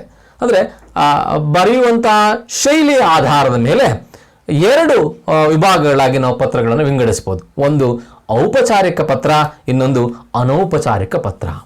ಏನು ಔಪಚಾರಿಕ ಮತ್ತು ಅನೌಪಚಾರಿಕ ಪತ್ರ ಅನ್ನೋದನ್ನು ವಿವರವಾಗಿ ನೋಡೋಣ. ಮೊದಲನೇದಾಗಿ ಅನೌಪಚಾರಿಕ ಪತ್ರ. ಸಾಮಾನ್ಯವಾಗಿ ಇದನ್ನ ಪಾರಿವಾರಿಕ ಪತ್ರ ಅಂತಲೂ ಕೂಡ ಕರೀತಾರೆ. ಅನೌಪಚಾರಿಕ, ಔಪಚಾರಿಕ ಅಂದರೆ ಶಿಷ್ಟಾಚಾರಕ್ಕೆ ಒಳಗಾದದ್ದು ಔಪಚಾರಿಕ. ಅನೌಪಚಾರಿಕ ಅಂದರೆ ಶಿಷ್ಟಾಚಾರದ ಎಲ್ಲೆಯನ್ನು ಮೀರಿದ್ದು ಅಥವಾ ಶಿಷ್ಟಾಚಾರದ ಅವಶ್ಯಕತೆ ಇಲ್ಲದೆ ಇರೋದು ಏನು ಅನೌಪಚಾರಿಕ. ಸರಳವಾಗಿ ನಿಮ್ಗೆ ಹೇಳೋದಾದರೆ, ನೀವು ಶಾಲೆಯಲ್ಲಿ ಹೋಗ್ತೀರಿ, ಶಾಲೆಗೆ ಹೋಗ್ತಿರಲ್ಲ, ಶಾಲೆಗೆ ಬಂದಿದ್ದೀರಲ್ಲ, ನೀವೀಗ ಏನು ಕೂತ್ಕೊಳ್ತೀರಿ, ನೀವು ಮೇಷ್ಟ್ರು ಬಂದ ತಕ್ಷಣಕ್ಕೆ ನೀಟಾಗಿ ಡೆಸ್ಕ್ ಮೇಲೆ ಒಂದು ಶಿಸ್ತುಬದ್ಧವಾಗಿ ಕೂತ್ಕೊಳ್ತೀರಿ. ಇದು ಔಪಚಾರಿಕತೆ. ಇದೇ ನೀವು ಮನೆಗೆ ಹೋದ್ರೆ ಹೆಂಗೆ ಕೂತ್ಕೊಳ್ತೀರಿ, ನೀವು ಕಾಲ ಮೇಲೆ ಕಾಲು ಹಾಕೊಂಡು ಮಕ್ಕಂಡು ಬೆಡ್ ಮೇಲೆ ನೆಲದ ಮೇಲೆ ದಿಂಬಿಟ್ಕೊಂಡು ಹೆಂಗೋ ಇಟ್ಕೊಂಡು ಕೂತ್ಕೊಂಡು ಮಾತಾಡ್ತೀರಿ ನೀವು ಅಥವಾ ವ್ಯವಹರಿಸ್ತೀರಿ. ಇದು ಅನೌಪಚಾರಿಕ ಮನೆ ವ್ಯವಹಾರ. ಅದು ಶಾಲೆಯ ವ್ಯವಹಾರ ಅಲ್ಲಿ ಹಂಗೆ ಮಾಡೋಕ್ಕಾಗಲ್ಲ. ಶಾಲೆಯಲ್ಲಿ ನಿಮ್ಮ ತಂದೆಯೇ ಮೇಷ್ಟ್ರು ಆಗಿರಲ್ಲ, ಯಾಕೆ ಹಾಗಂತ ನೀನು ಅಲ್ಲಿ ಅಪ ಅನ್ನಕ್ಕೆ ಬರೋದಿಲ್ಲ, ಅಥವಾ ನೀನು ಮನೆಗೆ ವ್ಯವಹರಿಸ್ದಂಗೆ ಅಲ್ಲಿ ವ್ಯವಹರಿಸಕ್ಕೆ ಬರೋದಿಲ್ಲ. ಹಾಗಂತ ಮನೆಯಲ್ಲಿ ನೀನು ಅದೇ ಶಾಲೆ ಶಿಸ್ತನ್ನು ಅಪ್ಪನಿಂದ ನಿರೀಕ್ಷೆ ಮಾಡೋಕ್ಕಾಗೋದಿಲ್ಲ. ಮನೆ ಆ ಶಾಲೆಯೇ. ಇದು ಅನೌಪಚಾರಿಕ ಅಂದರೆ ಮನೆಯ ವಾತಾವರಣವನ್ನು ಹೇಳುವಂಥದ್ದು. ಜಿನ್ಸೆ ಹಮಾರ ವ್ಯಕ್ತಿಗತ ಸಂಬಂಧ ಹೋತಾ ಹೈ. ಸಾಮಾನ್ಯವಾಗಿ ಈ ಅನೌಪಚಾರಿಕದಲ್ಲಿ ನಾವು ವ್ಯವಹಾರ ಮಾಡುವಂಥ ವ್ಯಕ್ತಿ ನಮ್ಮ ಜೊತೆಗೆ ಸಂಬಂಧ ಹೊಂದಿರ್ತಾನೆ, ಗೊತ್ತಿರ್ತಾನೆ, ಪರಿಚಿತ ಇರ್ತಾನೆ. ಉನ್ಕೆ ಸಾಥ್ ಅನೌಪಚಾರಿಕ ಪತ್ರಚಾರ ಕಿಯಾ ಜಾತಾ ಹೈ. ಅವ್ರ ಹತ್ರ ಮಾತ್ರ ನಾವು ಅನೌಪಚಾರಿಕ ಪತ್ರಗಳನ್ನು ಬರೀಬಹುದು. ಅಂದರೆ ಸಾಮಾನ್ಯವಾಗಿ ಪಾರಿವಾರಿಕ ಸದಸ್ಯರು, ಅಪ್ಪ, ಅಮ್ಮ, ಚಿಕ್ಕಪ್ಪ, ಚಿಕ್ಕಮ್ಮ, ಅಣ್ಣ, ತಮ್ಮ, ದೊಡ್ಡಮ್ಮ, ದೊಡ್ಡಪ್ಪ, ಮಾಮ, ಅತ್ತೆ, ಸೊಸೆ ಅಥವಾ ಗೆಳೆಯ, ಗೆಳತಿ, ಇವರೆಲ್ಲ ಈ ಪಾರಿವಾರಿಕ ವ್ಯಾಪ್ತಿಗೆ ಬರ್ತಾರೆ. ಇವ್ರ ನಡುವೆ ನಾವು ನಾನು ಆಗಲೇ ಹೇಳಿದ ಹಾಗೆ ನಿಮ್ಮ ಬಾಂಧವ್ಯ ಹೆಂಗಿರುತ್ತೆ ಅನ್ನೋದ್ರ ಮೇಲೆ ಡಿಪೆಂಡ್ ಆಗುತ್ತೆ. ಉದಾಹರಣೆಗೆ ಅತ್ತೆ ಸೊಸೆಗೆ ಪತ್ರ ಬರೆದಾದ್ರೆ ಒಂದು ಕಾಲೆಳೆಯುವಂಥ ಕೆಲಸವನ್ನು ಮಾಡಬಹುದು. ಕಾಲೆಳೆಯೋದು ಅಂದರೆ ರೇಗಿಸುವಂಥ ಕೆಲಸವನ್ನು ಕೂಡ ಮಾಡಬಹುದು. ಇಲ್ಲಿ ಅವಕಾಶ ಇದೆ, ಇಲ್ಲಿ ಅನೌಪಚಾರಿಕ ಪತ್ರದಲ್ಲಿ. ಆದರೆ ಔಪಚಾರಿಕ ಪತ್ರದಲ್ಲಿ ಇರೋದಿಲ್ಲ. इसलिए इन पत्रों में व्यक्तिगत सुख दुख का विवरण होता है. ಸಾಮಾನ್ಯವಾಗಿ ಈ ಪತ್ರದಲ್ಲಿ ವ್ಯಕ್ತಿಗತವಾದ ಸುಖ ದುಃಖದ ವಿವರಣೆ ಇರ್ತದೆ. ಅಂದರೆ ನನಗೆ ಭಾಳ ಅನಾರೋಗ್ಯ ಆಗಿತ್ತು ಅಂತನೋ, ಅಥವಾ ನನಗೆ ಭಾಳ ಇಂಥದ್ದು ಸಂಭ್ರಮ ಇದೆ ನಮ್ಮ ಮನೆಯಲ್ಲಿ ಬರು ಅನ್ನುವಂಥದ್ದು, ಇದು ಭಾಳ ಪರ್ಸ್ನಲ್ ಆಗಿ ಹೆಚ್ಚು ವಿಷಯಗಳಿರ್ತವೆ. ಅಲ್ಲಿ ಔಪಚಾರಿಕ ಪತ್ರದಲ್ಲಿ ಪರ್ಸ್ನಲ್ಗೆ ಅವಕಾಶನೇ ಇಲ್ಲ. ನಾನು ಆಗಲೇ ಹೇಳಿದ ಹಾಗೆ ಅಲ್ಲಿ ತಂದೆ ಮುಖ್ಯಮಂತ್ರಿಯೇ ಆಗಿದ್ರು ಕೂಡ ನಾವು ಮಾನ್ಯ ಮುಖ್ಯಮಂತ್ರಿಗಳೇ ಅಂತಲೇ ಬಳಸಬೇಕೆ ಹೊರತು, ಅಥವಾ ಮಗನೇ ಮುಖ್ಯಮಂತ್ರಿ ಆಗಿದ್ರೆ ಮಾನ್ಯ ಮುಖ್ಯಮಂತ್ರಿ ಅಂತಲೇ ಬಳಸಬೇಕೆ ಹೊರತು ಮಗನೇ ಅಂತ ಬಳಸಂಗಿಲ್ಲ. ಆದರೆ ಇಲ್ಲಿ ಆ ಯಾವ ಚೌಕಟ್ಟುಗಳು ಇಲ್ಲ. ನೇರವಾಗಿ ನೀವು ಮಗನಿಗೆ ಇರಬಹುದಾದಂಥ, ಮಗನ ಮೇಲೆ ಇರಬಹುದಂಥ ಅಧಿಕಾರವನ್ನು ಬಳಸಿ ನೀವು ಬರೀಬಹುದು. ऐसा पत्र अपने परिवार के लोग, ಮಿತ್ರೋ ತಥಾ ನಿಕಟ ಸಂಬಂಧಿಯೋಂಕು ಲಿಖೆ ಜಾತಾ ಹೈ. ಇಂಥ ಪತ್ರವನ್ನು ಸಾಮಾನ್ಯವಾಗಿ ನಮ್ಮ ಕುಟುಂಬದ ಸದಸ್ಯರಿಗೆ, ಮಿತ್ರರಿಗೆ ಮತ್ತು ಹತ್ತಿರದ ಸಂಬಂಧಿಕರಿಗೆ ಅಥವಾ ಹತ್ತಿರದ ವಿಶ್ವಾಸವನ್ನು ಗಳಿಸಿದವರಿಗೆ ಮಾತ್ರ ಬರಲಿಕ್ಕೆ ಸಾಧ್ಯ ಆಗುತ್ತೆ ಅಂತ ಒಂದು. ನೆಕ್ಸ್ಟು ಅನೌಪಚಾರ ಪತ್ರಗಳಿಗೆ ಉದಾಹರಣೆ ಯಾವಪ್ಪ ಅಂತ ಹೇಳಿದ್ರೆ, ಪಿತಾಜಿ ಮಾತಾಜಿ, ತಂದೆಗೆ ಬರೆಯೋದು, ತಾಯಿಗೆ ಬರೆಯೋದಿರ್ಬೋದು, ಭಾಯಿ ಬಹನ್, ಅಣ್ಣ ತಂಗಿ, ಅಕ್ಕ ತಮ್ಮ, ಚಾಚಾ ಚಾಚಿ, ಚಿಕ್ಕಪ್ಪ ಚಿಕ್ಕಮ್ಮ. ಹಾಗೇನೆ ಮಿತ್ರ ಜೈಸೆ ಪಾರಿವಾರಿಕ ಲೋಗೋಂಕೆ ನಾಮ್ ಪರ್ ನಿಕ್ಲೆ ವಾನೆ ಪತ್ರ. ಅಂದರೆ ಮಿತ್ರರಂತಹ ಪಾರಿವಾರಿಕ ಅಂದರೆ ನಮ್ಮ ಕುಟುಂಬದ ಸದಸ್ಯರೇ ಅನ್ನುವಷ್ಟರ ಮಟ್ಟಿಗೆ ಅನೇಕರು ನಮ್ಮ ಜೊತೆ ಒಡನಾಡಿರ್ತಾರಲ್ಲ, ಅವರಿಗೆ ಬರೀಬಹುದಂಥ ಪತ್ರಗಳೆಲ್ಲವೂ ಕೂಡ ಅನೌಪಚಾರಿಕ ಪತ್ರದಲ್ಲಿ ಸೇರ್ಕೊಳ್ತವೆ. ಇನ್ನು ಔಪಚಾರಿಕ ಪತ್ರ, ಇದನ್ನು ನಾವು ಸರ್ಕಾರಿ ಪತ್ರ ಅಂತಲೂ ಕೂಡ ಕರಿಬಹುದು. ಇಲ್ಲಿ ಗಮನಿಸಬೇಕಾಗಿದ್ದು ಅಂದ್ರೆ ಯಹ ಪತ್ರಾಚಾರ ಉನ್ ಲೋಗೋं के साथ किया जाता है जिनसे हमारा कोई निजी परिचय नहीं रह सकता है. ಈ ಪತ್ರ ಸಾಮಾನ್ಯವಾಗಿ ನಾವು ಯಾರಿಗೆ ಬರೀತೀವಪ್ಪ ಅಂದ್ರೆ ಆ ಪತ್ರ ಪಡೆಯುವವರು, ಅಂದ್ರೆ ಪತ್ರ ಓದಿದ್ರು ಇದಾರಲ್ಲ, ಅವ್ರಿಗೂ ನಮಗೂ ನೇರವಾದ ಯಾವ ಸಂಬಂಧವೂ ಇರೋದಿಲ್ಲ, ಪರಿಚಯವೂ ಕೂಡ ಇರೋದಿಲ್ಲ. ಅದೊಂದು ಹುದ್ದೆ, ಯಾವುದೋ ಒಂದು ಹುದ್ದೆನಲ್ಲಿ ಇವತ್ತು ಮುಖ್ಯೋಪಾಧ್ಯಾಯರು ಒಬ್ರು ಇರ್ತಾರೆ, ನಾಳೆ ಇನ್ನೊಬ್ರು ಬರ್ತಾರೆ, ಮತ್ತೊಬ್ಬರು ಬರ್ಬೋದು, ಅಲ್ಲಿ ಹುಡುಗರು ಚೇಂಜ್ ಆಗ್ತಾ ಇರ್ತಾರೆ. ಹಾಗಾಗಿ ಆ ಹುದ್ದೆ ಮುಖ್ಯ ಹೊರತು ಆ ಹುದ್ದೆಯಲ್ಲಿ ಕುಳಿತಿರುವಂಥ ವ್ಯಕ್ತಿ ಮುಖ್ಯ ಅಲ್ಲ. ಈ ದೃಷ್ಟಿಯಿಂದ इनमें औपचारिकता कथ्य संदेश यह मुख्य होता है तथा आत्मीयता गौण होती है. ಇಲ್ಲಿ ಆತ್ಮೀಯತೆ ಗೌಣ ಇರಲ್ಲ. ನಿಮಗೆ ಹೆಡ್ ಮಾಸ್ಟರ್ ನನ್ನ ಪರಿಚಯ ಇಲ್ಲಪ್ಪ, ಹೆಂಗೆ ಮಾಡೋದಪ್ಪ, ನಾನೆಲ್ಲ ಓದಿದ್ದು ಭಾಳ ವರ್ಷ ಆಗ್ಬಿಡ್ತು, ಈಗ ಬೇರೆ ಹೆಡ್ ಮಾಸ್ಟರ್ ಬಂದಿದ್ದಾರಂತೆ, ಹೆಂಗೆ ಟಿ ಸಿ ಕೇಳೋದು, ನಾವು ಓದ್ಬೇಕಾದ್ರೆ ಭಾಳ ಒಳ್ಳೆ ಹೆಡ್ ಮಾಸ್ಟರ್ ಇದ್ರಪ್ಪ, ಅವರಾಗಿದ್ರು ಹೋಗಿಸ್ಕೊಂಬಂದ್ಬಿಡ್ತಿದ್ದೆ ಅಂತ ಅಂದ್ಕೊಂಡು ಬಿಡಕ್ಕೆ ಬರುತ್ತೆ. ನೀವು ಟಿ ಸಿ ಬೇಕೇ ಬೇಕಲ್ವ ನಿಮಗೆ? ಯಾರೇ ಇದ್ರು ನೀವು ಅದೇ ಗೌರವವನ್ನು ಕೊಡಬೇಕು. ಇಲ್ಲಿ ಅದೆಲ್ಲ ಆತ್ಮೀಯತೆ ಗೌಣ ಇಲ್ಲ. ಅಲ್ಲಿ ನೀವು ಹೋಗ್ತೀರಿ, ಯಾರೇ ಕೂತ್ಕೊಂಡಿದ್ರು, ಸರ್ ನಮಸ್ಕಾರ ಸರ್, ನಾನು ಇಂಥ ವರ್ಷದ ವಿದ್ಯಾರ್ಥಿ, ನಾನು ಇಲ್ಲಿ ಓದಿದ್ದೆ, ನನಗೆ ಟಿ ಸಿ ಕಳೆದೋಗ್ಬಿಟ್ಟಿದೆ, ದಯವಿಟ್ಟು ಟಿ ಸಿ ಕೊಡ್ರಿ ಅಂತ ಅದನ್ನ ಪತ್ರ ರೂಪದಲ್ಲಿ ಕೇಳಬೇಕಾಗುತ್ತೆ. ಅದು ಇಲ್ಲಿ ಆತ್ಮೀಯತೆ ಗೌಣ ಆಗುತ್ತೆ, ಔಪಚಾರಿಕತೆ ಬಹಳ ಮುಖ್ಯ ಆಗುತ್ತೆ. ಇನ್ಮೆ ತಥ್ಯೋ ತಥಾ ಸೂಚನಾओं ಅಧಿಕ ಮಹತ್ವ ದಿಯಾ ಜಾತಾ ಹೈ. ಇವುಗಳಲ್ಲಿ ತಥ್ಯ ಅಂದ್ರೆ ಆ ವಿಷಯದ ಸಾರಾಂಶ ಮತ್ತು ಸೂಚನೆಗಳಿಗೆ ಹೆಚ್ಚಿನ ಮಹತ್ವವನ್ನು ಔಪಚಾರಿಕ ಪತ್ರದಲ್ಲಿ ಕೊಡಲಾಗುತ್ತೆ. ಈ ಔಪಚಾರಿಕ ಪತ್ರದ ಮುಂದುವರೆದ ಭಾಗ ಆಗಿ ಔಪಚಾರಿಕ ಪತ್ರ ವಿಶಿಷ್ಟ ನಿಯಮೋं में ಆಬಂಧ ಹೋತಿ ಹೈ. ಅಂದ್ರೆ ಔಪಚಾರಿಕ ಪತ್ರ ವಿಶಿಷ್ಟ ನಿಯಮಗಳು ಹಿಂಗೆ ಬರೀಬೇಕು ಅಂತ ಇರುತ್ತೆ. ಅಲ್ಲಿ ನೀವು ಎಲ್ಲಿ ಬೇಕಲ್ಲಿ ಹೆಂಗ್ ಬೇಕಂಗೆ ಬರೆಯಂಗಿಲ್ಲ. ಅದನ್ನು ನಾವು ಮುಂದುವರೆದು ನೋಡೋಣ. ಹೆಂಗೆ ಯಾವ್ಯಾವ ಸ್ಥಳದಲ್ಲಿ ಡೇಟ್ ಬರೆಯೋ ಜಾಗದಲ್ಲಿ ಡೇಟ್, ಸ್ಥಳವನ್ನು ಬರೆಯೋದು ಹೇಳಿದ್ರೆ ಸ್ಥಳವನ್ನು, ವಿಷಯವನ್ನು ಬರೆಯೋ ಜಾಗದಲ್ಲಿ ವಿಷಯವನ್ನು ಬರೀಬೇಕಾಗುತ್ತೆ. ಹಾಗೆ ಔಪಚಾರಿಕ ಪತ್ರೋಂಕಿ ಪರಿಧಿ ಬಹುತ್ ಹಿ ವ್ಯಾಪಕ ಹೋತಿ ಹೈ. ಈ ಔಪಚಾರಿಕ ಪತ್ರದ ಪರಿಧಿ ಇದೆಯಲ್ಲ ಬಹಳ ವಿಸ್ತಾರವಾಗಿ ಇರ್ತದೆ. ಇಸ್ಕೆ ಅನೇಕ ರೂಪ ಸಂಭವ ಹೈ. ಇದಕ್ಕೆ ಅನೇಕ ರೂಪಗಳು ಕೂಡ ಸಂಭವತೆ ಪಡೆದಿರ್ತವೆ ಅಂತ. ಉದಾಹರಣೆಗೆ ಯಾವ್ಯಾವ ಇರ್ತಪ್ಪ ಅಂತ ಹೇಳಿದ್ರೆ, ಸರ್ಕಾರಿ ಪತ್ರ.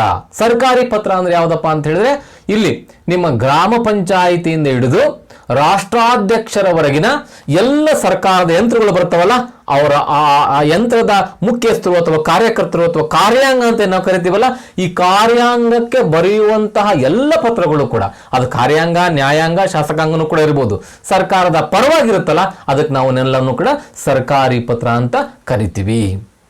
ಮತ್ತೆ ಅರ್ಧ ಸರ್ಕಾರಿ ಪತ್ರ, ಕೆಲವು NGOಗಳು ಅಂತ ಇರ್ತವೆ, ಅಂದ್ರೆ ಅವು ಸರ್ಕಾರನ ಅನುದಾನ ಪಡ್ಕೊಳ್ತವೆ, ತಮ್ಮ ಪಾತ್ರ ನಡೆಸ್ಕೊಂಡು ಹೋಗ್ತವೆ, ಅಂಥವ್ರಿಗೆ ಬರೆಯುವಂತಹ ಪತ್ರ ಇರ್ಬೋದು. ವ್ಯಾವಸಾಯಿಕ ಪತ್ರ ಅಂತ ಹೇಳಿದ್ರೆ ಉದ್ಯೋಗಕ್ಕೆ ಸಂಬಂಧಪಟ್ಟಂತಹ ಪತ್ರಗಳಿರ್ಬೋದು. ಪೂಚ್ತಾಚ್ ಪತ್ರ ಅಂತಂದ್ರೆ ಈ ಶೋಕಾಸ್ ಲೆಟರ್ ಅಂತ ಕರೀತಾರೆ, ಸಾಮಾನ್ಯ ಕಾರಣ ಕೇಳಿ ಪತ್ರ ಅಂತ.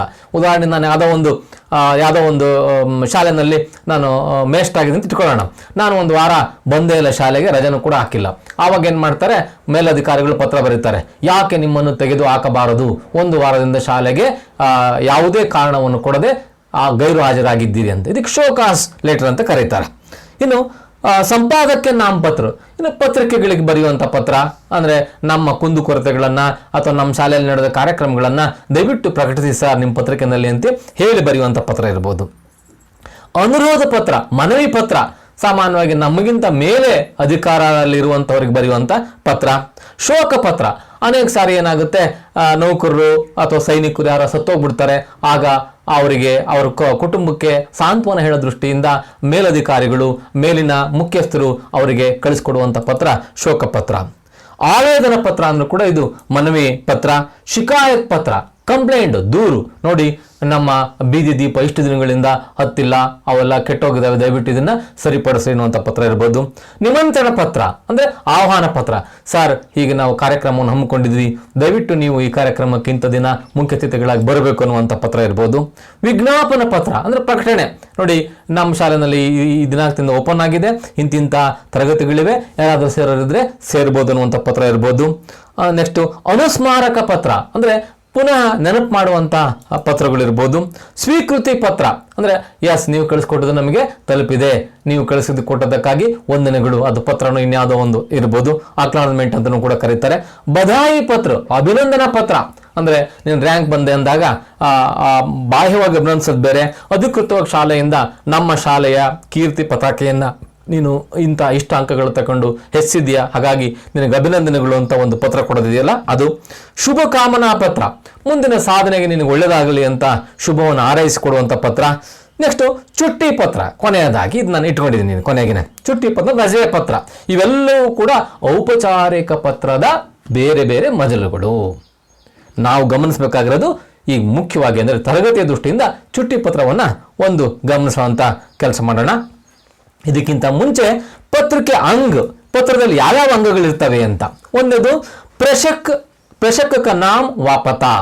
प्रशक ಅಂದ್ರೆ फ्रॉम ಅಂತ ಇಂದ ಅಂತ ಇದರಲ್ಲಿ सबसे ऊपर लिखने वाले का नाम तथा पता दिया जाता है ಎಲ್ಲಕ್ಕಿಂತ ಮೊದಲು ಪತ್ರ ಬರೆಯುವಂತವನ ಹೆಸರು ಮತ್ತು ಅವನ ವಿಳಾಸವನ್ನು ಬರೆಯಲಾಗುತ್ತೆ ಇದನ್ನು ನಾವು प्रेषक ಅಂತ ಕರೀತೀವಿ पाने वाले को देखते ही पता चल जाए कि वह पत्र किसने भेजा है तथा कहां से आया है ಇಲ್ಲಿ ಪಡೆಯುವಂತವನಿಗೆ ತಕ್ಷಣ ಗೊತ್ತಾಗ್ಬಿಡಬೇಕು ಯಾರು ಬರೆದಿದ್ದಾರೆ ಎಲ್ಲಿಂದ ಬರೆದಿದ್ದಾರೆ ಯಾಕಾಗಿ ಬರೆದಿದ್ದಾರೆ ಅಂತ ಉದಾಹರಣೆಗೆ ಇದು ಎಷ್ಟು ಮುಖ್ಯ ಆಗುತ್ತೆ ಅಂತ ಹೇಳಲಿಕ್ಕೆ ಇದು ಅಂಶ ಉದಾಹರಣೆಗೆ ನಮ್ಮ ಶಾಲೆಯಲ್ಲಿ 600 ಜನ ವಿದ್ಯಾರ್ಥಿಗಳು ಇದ್ದಾರಪ್ಪ 600 ಜನ ವಿದ್ಯಾರ್ಥಿಗಳೆಲ್ಲರೂ ಕೂಡ ರಜೆಯ ಪತ್ರ ಬರೀತಾರೆ ಅಂತ ಇಟ್ಕೊಳ್ಳೋಣ ಅಥವಾ ರಜೆ ಪತ್ರನೇ ಬರೆಯೋದಿಲ್ಲ ಕೆಲವು ಟಿ ಸಿ ಬೇಕು ಅಂತಾನೆ ಕೆಲವರು ಮಾರ್ಕ್ಸ್ ಕಾರ್ಡ್ ಬೇಕು ಅಂತಾನೆ ಕೆಲವರು ಹಾಸ್ಟೆಲ್ ಬೇಕು ಅಂತಾನೆ ಹಿಂಗೆಲ್ಲ ಮಿಕ್ಸ್ ಆಗಿ ಬರೀತಾರೆ ಆದರೆ ನೀವು ಸ್ಪಷ್ಟವಾಗಿ ನಿಮ್ಮ ವಿಳಾಸವನ್ನ ನಿಮ್ಮ ಹೆಸರನ್ನ ಉದಾಹರಣೆಗೆ ಒಂದೇ ಹೆಸರಿನಲ್ಲಿ 5-6 ಜನ ಇದ್ದೀರಿ 5-6 ಜನ 9th ಒಬ್ಬ ಇದ್ದಾನೆ 8th ಒಬ್ಬ ಇದ್ದಾನೆ 10th ಒಬ್ಬ ಇದ್ದಾನೆ ಹಿಂಗೆ 2-3 ಇದ್ದೀರಿ ಯಾರು ಅಂತ ಹೆಂಗೆ ಗೊತ್ತಾಗಬೇಕು ನಮಗೆ ಅದಕ್ಕೆ ನಿನ್ನ ಹೆಸರು ಇನಿಷಿಯಲ್ಲು ಓಹೋ ಇವನು ಯಾವುದು 10th A ಸೆಕ್ಷನ್ ನ ಹುಡುಗ ಇವನು 10th B ಸೆಕ್ಷನ್ ಹುಡುಗ 9th A ಅಂತ ಗೊತ್ತಾಗುತ್ತೆ ನಮಗೆ ಆಡಳಿತ ಮಾಡುವಂತವರಿಗೆ ಆಗ ಆ ಪತ್ರ ಯಾಕಾಗಿ ಬರೆದಿದೆಯೋ ಆ ಉದ್ದೇಶ ಈಡೇರಲಿಕ್ಕೆ ಸಾಧ್ಯ ಆಗುತ್ತೆ पत्र के नीचे दूरभाषा नंबर तथा उसके नीचे दिनांक के लिए स्थान निर्धारित रहता है ಆ ಪತ್ರದ ಕೆಳಗಡೆ ದೂರಭಾಷಾ ಈಗೆಲ್ಲ ಮೊಬೈಲ್ ನಂಬರ್ ಕೊಡೋದು ಬಹಳ ಅನಿವಾರ್ಯ ಆಗಿದೆ ಮೊಬೈಲ್ ನಂಬರ್ನು ಕೂಡ ಹಾಕಬೇಕು ಮತ್ತು ಕೆಳಗಡೆ ದಿನಾಂಕವನ್ನು ಕೂಡ ಹಾಕಬೇಕು ದಿನಾಂಕ ಬಹಳ ಮುಖ್ಯ ನೀನು ಯಾವಾಗ ಬರ್ದಿದ್ಯಾ ಅನ್ನೋದು ಬಹಳ ಮುಖ್ಯ ಆಗುತ್ತೆ ತಮಾಷೆ ಹೇಳೋದಾದ್ರೆ ನಿಮ್ಮ ಅಪ್ಪ ಪತ್ರ ಬರ್ದಿ ಅಂತ ಇಟ್ಕೊಂಡ್ಬಿಡೋಣ ಡೇಟ್ ಹಾಕಿಲ್ಲ ಅದೇನು ಬಿಡು ಮಾತುವುದು ಅಂತ ನೀನು ಡೇಟ್ ಹಾಕಿಲ್ಲ ಅಪ್ಪ ನಾನು ಹಿಂಗೆ ಟೂರ್ ಹೊಂಟಿದ್ದೀನಿ ನಾನು ದುಡ್ಡು ಕಳಿಸ್ಕೊಡು ಅಂತ ಬರ್ದೆ ನೀನು ಇಷ್ಟು ದುಡ್ಡು ಕಳಿಸ್ಕೊಡು ಅಂತ ಅದು ಪತ್ರನೂ ಓದ್ತು ಸಕಾಲಕ್ಕೆ ನಿಮ್ಮಪ್ಪ ಓದ್ಕೊಂಡು ದುಡ್ಡಲ್ಲ ಕಳ್ಸನ್ಬಿಡು ಅಂತ ಇಟ್ಕೊಂಡ್ರು ನೀನು ನೋಡ್ತೀಯ ದಿನ ನೋಡ್ತೀಯ ನಿಮ್ಮ ಅಪ್ಪ ದುಡ್ಡು ಕಳಿಸ್ತಾನೆ ಅಂತ ಬರಲೇ ಇಲ್ಲ ದುಡ್ಡು ಕೊನೆಗೆ ಟೂರ್ ಹೋಗೋ ದಿನಾಂಕನೂ ಬಂತು ಹುಡುಗರೆಲ್ಲ ಹತ್ಕೊಂಡು ಹೋದ್ರು ಬಸ್ನ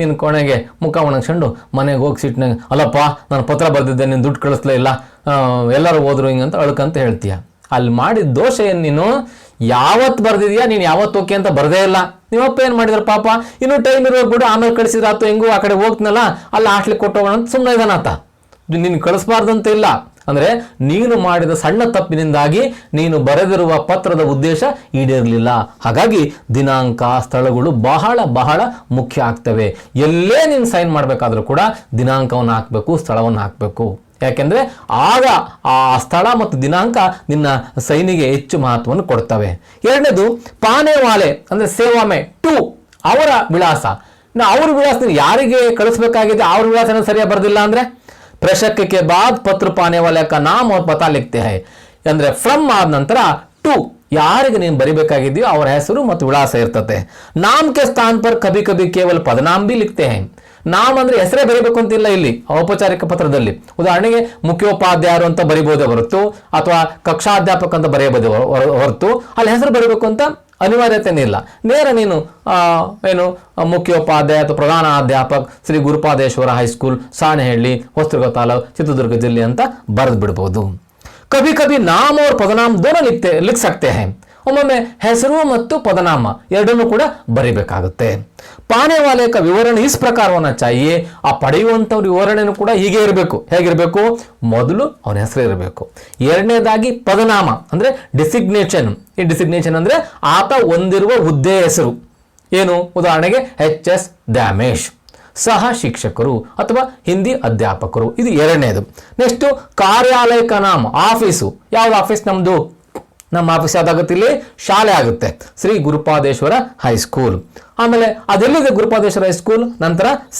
ಸ್ಥಳ ಬರುತ್ತೆ ಸಾಣೆಹಳ್ಳಿ ಆ ಸಾಣೆಹಳ್ಳಿ ಯಾವ ಇದ್ರ ವ್ಯಾಪ್ತಿ ಬರ್ತದೆ ತಾಲೂಕಿನ ವ್ಯಾಪ್ತಿ ಬರ್ತದೆ ಹೊಸದುರ್ಗ ತಾಲೂಕು ಮತ್ತೆ ಹೊಸದುರ್ಗ ತಾಲೂಕು ಯಾವ ಜಿಲ್ಲೆ ವ್ಯಾಪ್ತಿ ಬರ್ತದೆ ಚಿತ್ರದುರ್ಗ ಜಿಲ್ಲೆ ಕೊನೆಗೆ ಪಿನ್ ಕೋಡ್ ಅನ್ನು ಕೂಡ ಹಾಕಬೇಕು ಈ ಪಿನ್ ಕೋಡ್ ಅಂತ ಹೇಳಿದ್ರೆ PIN ಪಿನ್ ಅಂದ್ರೆ ಪೋಸ್ಟಲ್ ಇಂಡೆಕ್ಸ್ ನಂಬರ್ ಅಂತ ಏನ್ ಮಾಡ್ತಾರೆ ಇಡೀ ದೇಶದ ಭೌಗೋಳಿಕ ಸ್ಥಿತಿಗೆ ಅನುಗುಣವಾಗಿ ನಂಬರ್ ಕೊಟ್ಟಿದ್ದಾರೆ ಆ ನಂಬರ್ಗಳು ಕರಾರುವಕ್ಕಾಗಿ ಇಂಥದ್ದೇ ಅಂಚೆ ಕಚೇರಿಯ ವ್ಯಾಪ್ತಿ ಒಳಗೆ ಬರುವ ಊರಿಗೆ ಸೇರುವಂಥದ್ದು ಅಂತ ಗೊತ್ತಾಗುತ್ತದೆ ಸಾಮಾನ್ಯವಾಗಿ ಮೊದಲ 2 ಸಂಖ್ಯೆಗಳು ರಾಜ್ಯವನ್ನು ನಂತರದ 2 ಸಂಖ್ಯೆಗಳು ಜಿಲ್ಲೆಯನ್ನು ನಂತರದ 2 ಸಂಖ್ಯೆಗಳು ತಾಲೂಕನ್ನು ಮತ್ತು ಕೊನೆಯ ಸಂಖ್ಯೆ ಆ ತಾಲೂಕಿನಲ್ಲಿ ಬರುವಂತಹ ಅಂಚೆ ಕಚೇರಿ ವಿಳಾಸವನ್ನು ಕೂಡ ಹೇಳುತ್ತೆ ಈ ಪಿನ್ ಕೋಡ್ ನಂಬರ್ ಹಾಕ್ಬಿಟ್ರೆ ಬಹಳ ಸುಲಭವಾಗಿ ಪತ್ರ ಹೋಗುತ್ತೆ.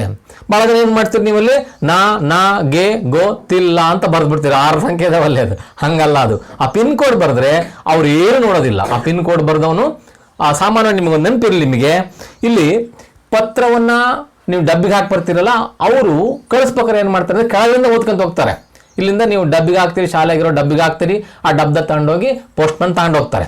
ಅವ್ರೇನು ಮಾಡ್ತಾರೆ, ಕೆಳಗಿಂದ ಏನು ಬರುತ್ತೆ, ಇದು ಯಾವ ರಾಜ್ಯಕ್ಕೆ ಸಂಬಂಧಪಟ್ಟಂತ ಬರುತ್ತೆ, ಅದು ಯಾವ, ನೀವು ಉದಾಹರಣೆ ಬೇರೆ ರಾಜ್ಯಕ್ಕೆ ಕಳ್ಸೋದಾದ್ರೆ ಯಾವ ರಾಜ್ಯನೋ ಆ ರಾಜ್ಯಕ್ಕೆ ಮಾತ್ರ ಗಮನಿಸಿ ಅತ್ಲಾಗ ಹಾಕ್ಬಿಡ್ತಾರೆ. ಅಲ್ಲ ಹಂಚ್ಕೊಂಡಿರ್ತಾರೆ ಅವರು, ಕಾನೆ ಬಾಕ್ಸ್ ಇರ್ತವೆ. ಒಂದು ಜಿಲ್ಲೆಗೆ ಬೇರೆ, ತಾಲೂಕಿಗೆ ಬೇರೆ, ರಾಜ್ಯಕ್ಕೆ ಬೇರೆ ಅಂತ. ಆ ರಾಜ್ಯಕ್ಕೆ ಹೋಗುತ್ತೆ. ಆ ರಾಜ್ಯಕ್ಕೆ ಹೋದ್ಮೇಲೆ ಅದರಿಂದ ಮೇಲ್ಭಾಗ ನೋಡ್ಕೊಂತಾನೆ. ಏನ್ ನೋಡ್ತಾನೆ, ಮೇಲ್ಭಾಗ ಜಿಲ್ಲೆ ನೋಡ್ತಾನೆ. ಜಿಲ್ಲೆ, ಈ ಜಿಲ್ಲೆ, ಚಿತ್ರದುರ್ಗ ಜಿಲ್ಲೆ ಕಳಿಸ್ಬಿಡು ಅಂತ ಕಳಿಸ್ಬಿಡ್ತಾನೆ. ಮುಂದಕ್ಕೆ ಓದಕ್ಕೆ ಹೋಗಲ್ಲ ಅವನು. ಆಮೇಲೆ ಜಿಲ್ಲೆ ನೋಡಿದ್ಮೇಲೆ, ಜಿಲ್ಲೆಗೆ ಬಂದ್ಮೇಲೆ ಏನ್ ಮಾಡ್ತಾರೆ, ಅವ್ರು ಅದ್ರ ಮ್ಯಾಲಿಂದ ಏನ್ ನೋಡ್ತಾರೆ, ತಾಲೂಕು ನೋಡ್ತಾರೆ. ಹೊಸದುರ್ಗ ತಾಲೂಕು ಕಳಿಸ್ಬಿಡಪ್ಪ ಅಂತ ಹೊಸದುರ್ಗ ತಾಲೂಕಿನ ಬ್ಯಾಗಿಗೆ ಕಟ್ಟಿ ಕಳಿಸ್ಬಿಡ್ತಾರೆ. ಹೊಸದುರ್ಗ ಬರುತ್ತೆ. ಹೊಸದುರ್ಗ ಬಂದ್ಮೇಲೆ ಏನ್ ನೋಡ್ತಾರೆ ಅವರು, ಯಾವ ಅಂಚೆ ಕಚೇರಿ ವ್ಯಾಪ್ತಿ ಬರುತ್ತೆ, ಇದು ಸಾಣೇಹಳ್ಳಿ ಅಂಚೆ ಕಚೇರಿ ವ್ಯಾಪ್ತಿ ಬರುತ್ತೆ, ಸಾಣೇಹಳ್ಳಿ ಕಳ್ಸಪ್ಪ ಅಂತ ಹೇಳ್ತಾರೆ. ಇಲ್ಲಿ ಸಾಣೇಹಳ್ಳಿಗೆ ಬಂದ್ಮೇಲೆ ಏನ್ ಮಾಡ್ತಾರೆ ಆತ, ಇಲ್ಲಿ ಅವ್ರು ಏನ್ ಮಾಡ್ತಾರೆ, ಅದ್ರ ಮೇಲಿನ ಅಂತ ನೋಡ್ತಾನೆ. ಎಲ್ಲಿ ಕೊಡ್ಬೇಕು ಇದನ್ನ, ಅದ್ರ ಕೆಳಗಡೆ ಅದ್ರ ಮೇಲೆ ಇರ್ತದೆ, ತಾಲೂಕಿನ ಮೇಲಿನ ಇರ್ತತೆ, ಹಳ್ಳಿ ಮೇಲಿನ ಇರ್ತತೆ ಶಾಲೆ. ಇಂಥ ಇಲ್ಲಿ ಬಹಳ ಶಾಲೆಗಳಿದ್ದಾವೆ. ಗುರುಪಾದೇಶ್ವರ ಶಾಲೆ, ಶಿವಕುಮಾರ ಸ್ವಾಮಿ ಶಾಲೆ, ಜೂನಿಯರ್ ಕಾಲೇಜು, ಇಂತಿಂಥ ಕಚೇರಿಗಳಿರ್ತವೆ. ಅಲ್ಲಿ ಶಾಲೆಗೆ ಆತ ಕೊಟ್ಟು ಹೋಗ್ತಾನೆ. ಅಥವಾ ಅದಕ್ಕಿಂತ ಮುಂದುವರೆದು ಬಹಳ ಇಂಪಾರ್ಟೆಂಟ್ ಪತ್ರ ಆಗಿದೆ, ರಿಜಿಸ್ಟರ್ ಪೋಸ್ಟ್ ಆದ್ರೆ ಅದ್ರ ಮೇಲಿನ ಪದವನ್ನ, ಅಂದ್ರೆ ಅವರ ಒಂದಿರೋ ಹುದ್ದೆಯನ್ನ ಮತ್ತು ಅವರ ಹೆಸರನ್ನು ನೋಡಿ ಹುಡುಕಿ ಕೊಟ್ಟು ಹೋಗ್ತಾನೆ. ಹೀಗೆ ಕೆಳಗಿಂದ ಮೇಲಕ್ಕೆ ಅವರು ನೋಡ್ಕೊಂತ ಹೋಗ್ತಾರೆ. ಹಾಗಾಗಿ ನಾವು ಕ್ರಮಬದ್ಧವಾಗಿ ಬರಬೇಕಾಗಿರೋದು ನಮ್ದು ಮುಖ್ಯವಾದಂತ ಕೆಲಸ.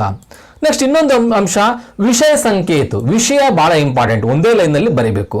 ಪಾನೆ ವಾಲೆ ಕೆ ನಾಮ್ और पते के बाद बाई ओर विषय शीर्षक देकर लिखना चाहिए. ಅಂದ್ರೆ ವಿಷಯ ಅಂತ ಬರೆದು, ಈ ಫ್ರಮ್ ಟು ಆದ್ಮೇಲೆ ವಿಷಯ ಅಂತ ಬರೆದು ಯಾಕಾಗಿ ಬರ್ದಿದೀಯಾ, ಬಹಳ ಮುಖ್ಯ. ನೀನು ರಜೆ ಕೇಳಿ ಬರ್ದಿದೆಯೋ, ಮಾರ್ಕ್ಸ್ ಕಾರ್ಡ್ ಕೇಳಿ ಬರ್ದಿದೆಯೋ, TC ಕೇಳಿ ಬರ್ದಿದೆಯೋ, ಅಥವಾ ಕಂಪ್ಲೇಂಟ್ ಮಾಡಿದೆಯೋ ನಮ್ಮ ನಲ್ಲಿ ಸರಿ ಇಲ್ಲ, ಅಥವಾ ಈ ಬೀದಿ ದೀಪ ಸರಿ ಇಲ್ಲ ಅಂತ ಏನು ಅನ್ನೋದು ವಿಷಯ ಒಂದು ಲೈನಲ್ಲಿ ಬರೀಬೇಕದ್ನ.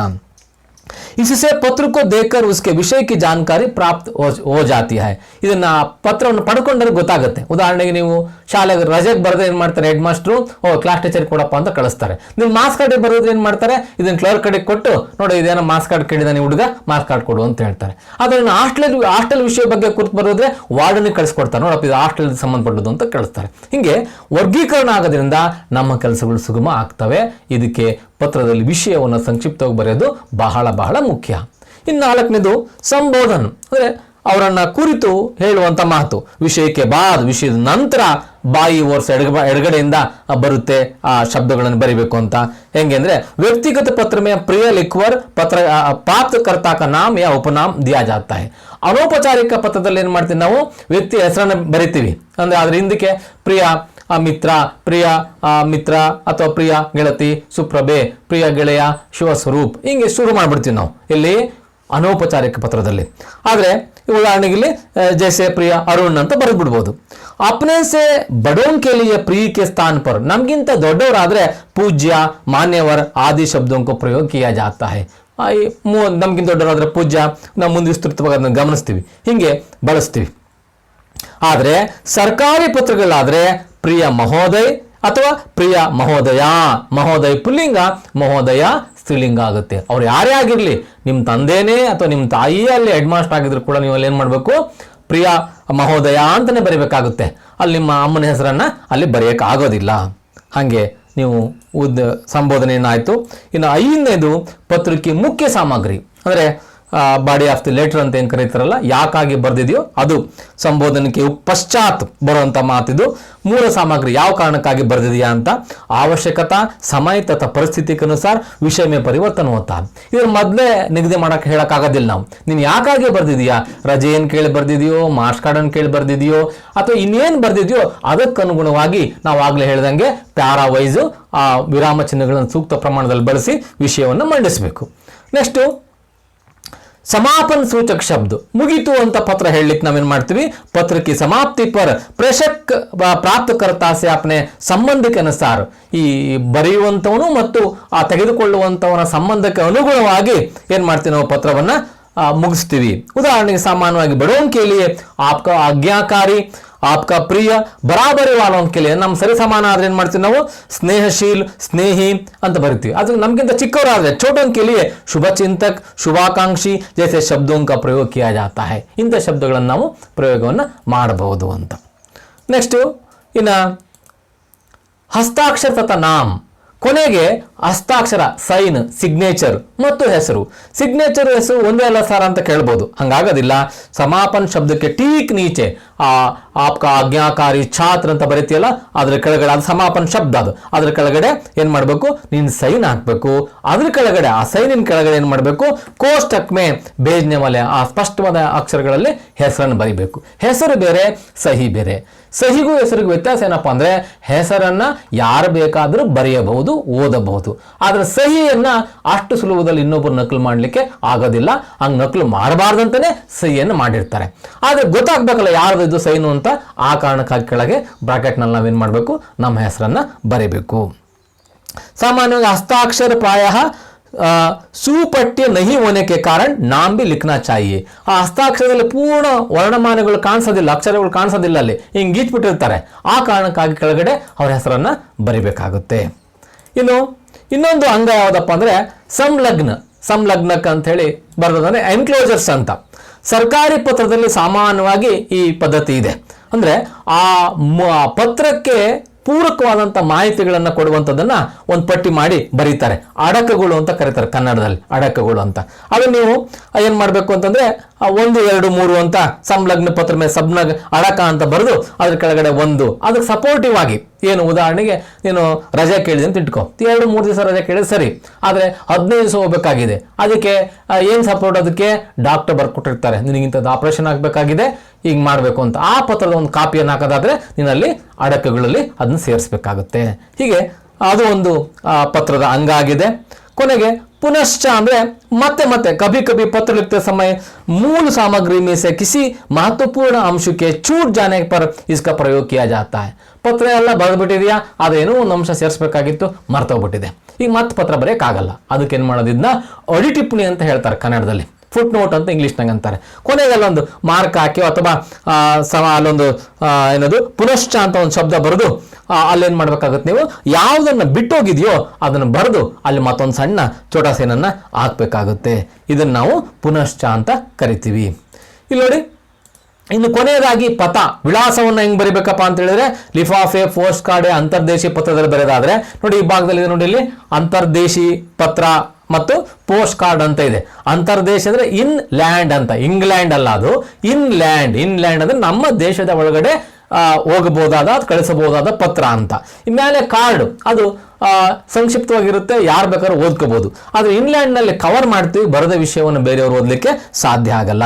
ಇವುಗಳನ್ನು ನಾವು ಬರಿತೀವಿ. ಹಂಗೆ ಬರಿಬೇಕಾದ್ರೆ ನಾವು ಮೇಲೆ ಜಾಗ ಇದರಲ್ಲಿ ಟು ಅಡ್ರೆಸ್, ಆ ಟು ಅಡ್ರೆಸ್ ನಲ್ಲೇ ಸ್ಪಷ್ಟವಾದ ಅಡ್ರೆಸ್ ಅನ್ನು ಯಾರಿಗೆ ಬರಿಬೇಕಾಗಿದೆ ಅದನ್ನ ಬರಿಬೇಕಾಗುತ್ತೆ.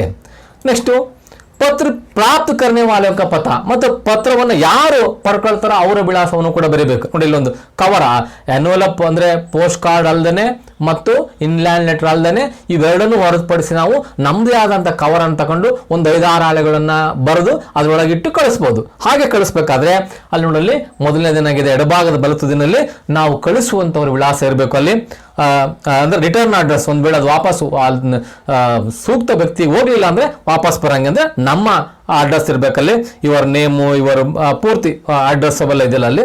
ಈ ಕಡೆ ಬಲಭಾಗದಲ್ಲಿ ಸ್ಟಾಂಪ್ ಅನ್ನ ಹಚ್ಚಿರ್ತಾರೆ. ನೆಕ್ಸ್ಟ್ ಅಡ್ರೆಸ್ ನಡುವೆ ಇರ್ತತೆ, ಯಾರಿಗೆ ನೀನು ಕಳಿಸ್ಬೇಕಾಗಿದೆಯೋ ಆ ಅಡ್ರೆಸ್ ಅನ್ನು ಕಳಿಸ್ಬೇಕು. ಇವಿಷ್ಟು ಏನಿವು ಪತ್ರದ ಅಂಗಗಳು ಅಂತೇಳಿ. ಮಕ್ಕಳೇ, ಬಹಳ ಸುದೀರ್ಘವಾಗಿ ನಾವು ಇವತ್ತು ಪತ್ರ ಅಂದ್ರೆ ಏನು, ಪತ್ರದ ಮಹತ್ವ ಏನು, ಅದರ ವಿಶೇಷತೆಗಳೇನು, ಪತ್ರದಲ್ಲಿ ಎಷ್ಟು ಪ್ರಕಾರ ಇದೆ, ಮತ್ತು ಪತ್ರದ ಅಂಗಾಂಗಗಳು, ಬಾಡಿ ಯಾವ್ಯಾವ ಬಾಡಿ ಅಂದರೆ ನಮ್ಮ ದೇಹ ಒಂದು ಕೈ, ಕಾಲು, ಕಣ್ಣು ಅಂತ ಹೇಳ್ತೀವಲ್ಲ, ಅದರ ಗುಣಲಕ್ಷಣಗಳೇನು, ಹೆಂಗಿರ್ಬೇಕು ಅನ್ನೋದ್ರ ಬಗ್ಗೆ ಬಹಳ ವಿವರವಾಗಿ ನಾವು ತಿಳ್ಕೊಳ್ಳುವಂಥ ಪ್ರಯತ್ನ ಪಟ್ಟಿದ್ವಿ. ಒಂದು ನೆನಪಿರಲಿ, ಈ ಪತ್ರ ಕೇವಲ 8ನೇ ಕ್ಲಾಸಿಗೆ ಹಿಂದಿಗೆ ಮಾತ್ರ ಸಂಬಂಧಪಟ್ಟಿದೆ ಅಂತ ಅನ್ನೋ ಆಗಿಲ್ಲ. ಯಾವುದೇ ಭಾಷೆ ಆಗಿದ್ರೂ ಕೂಡ ಇದೇ ಸ್ಟೆಪ್ಸ್ಗಳನ್ನು ಅನುಸರಿಸಬೇಕಾಗತ್ತೆ. ಕನ್ನಡದಲ್ಲಿ ಬರೆದ್ರು ಅಷ್ಟೇ, ಇಂಗ್ಲೀಷ್ನಲ್ಲಿ ಬರೆದ್ರು ಅಷ್ಟೇ, ಹಿಂದಿನಲ್ಲಿ ಬರೆದ್ರು ಅಷ್ಟೇ, ಯಾವುದೇ ಭಾಷೆಯಲ್ಲಿ ಬರೆದ್ರು ಕೂಡ ಇವೇ ವಿಧಾನಗಳನ್ನು ನಾವು ಬೇಕಾಗುತ್ತೆ. ಮತ್ತು ಯಾವುದೇ ತರಗತಿಗೂ ಕೂಡ 8ನೇ ಕ್ಲಾಸಿಗೆ ಬೇರೆ, 9ನೇ ಕ್ಲಾಸಿಗೆ ಬೇರೆ, 10ನೇ ಕ್ಲಾಸಿಗೆ ಬೇರೆ ಇರೋಲ್ಲ ಪತ್ರಲೇಖನ. ಎಲ್ಲೋದ್ರೂ ಒಂದೇ ಸಿಸ್ಟಮ್ ಅದು. ಹಾಗಾಗಿ 8ನೇ ಕ್ಲಾಸ್ನ ನೀವು ಚೆನ್ನಾಗಿ ಕಲ್ತ್ರೆ 10ನೇ ಕ್ಲಾಸ್ಗೂ ಇದೇ ಬರೋದು ಪತ್ರಲೇಖನ. ಖಂಡಿತವಾಗೂ ನೀವು 5 ಅಂಕಗಳನ್ನು ಸುಲಭವಾಗಿ ಗಳಿಸ್ಬೋದು. ಜೊತೆಗೆ ನಿಮ್ಮ ನಿಜ ಜೀವನದಲ್ಲೂ ಕೂಡ ನೀವು ಇದನ್ನ ಅರ್ಥ ಮಾಡ್ಕೊಂಡ್ರೆ ಆ ಪತ್ರದ ಮಹತ್ವ ಮತ್ತು ನೀವು ಬಯಸುವ ಕೆಲಸ ಕಾರ್ಯಗಳು ಬೇಗ ಈಡೇರ್ತವೆ. ಹಾಗಾಗಿ ನಾವು ಬರೀ ಪರೀಕ್ಷೆಗಾಗಿ ಓದದೆ ನಿತ್ಯದ ಬದುಕಿಗಾಗಿ ಈ ಪತ್ರಲೇಖನದ ಅಭ್ಯಾಸವನ್ನು ಮಾಡ್ಕೊಳ್ಳೋಣ ಮತ್ತು ಇದನ್ನು ಜೀವನದಲ್ಲಿ ಅಳವಡಿಸ್ಕೊಳ್ಳೋಣ ಅಂತ ಹೇಳ್ತಾ ಇಷ್ಟು ಇರಲಿ. ಮುಂದಿನ ಪೀರಿಯಡ್ ನಾವು ಆ ಪತ್ರಲೇಖನದ ಪಾಠ ಏನಿದೆಯಲ್ಲ ಅದನ್ನ ನೋಡೋಣ. ಅಲ್ಲಿವರೆಗೂ ಎಲ್ಲರಿಗೂ ನಮಸ್ತೆ.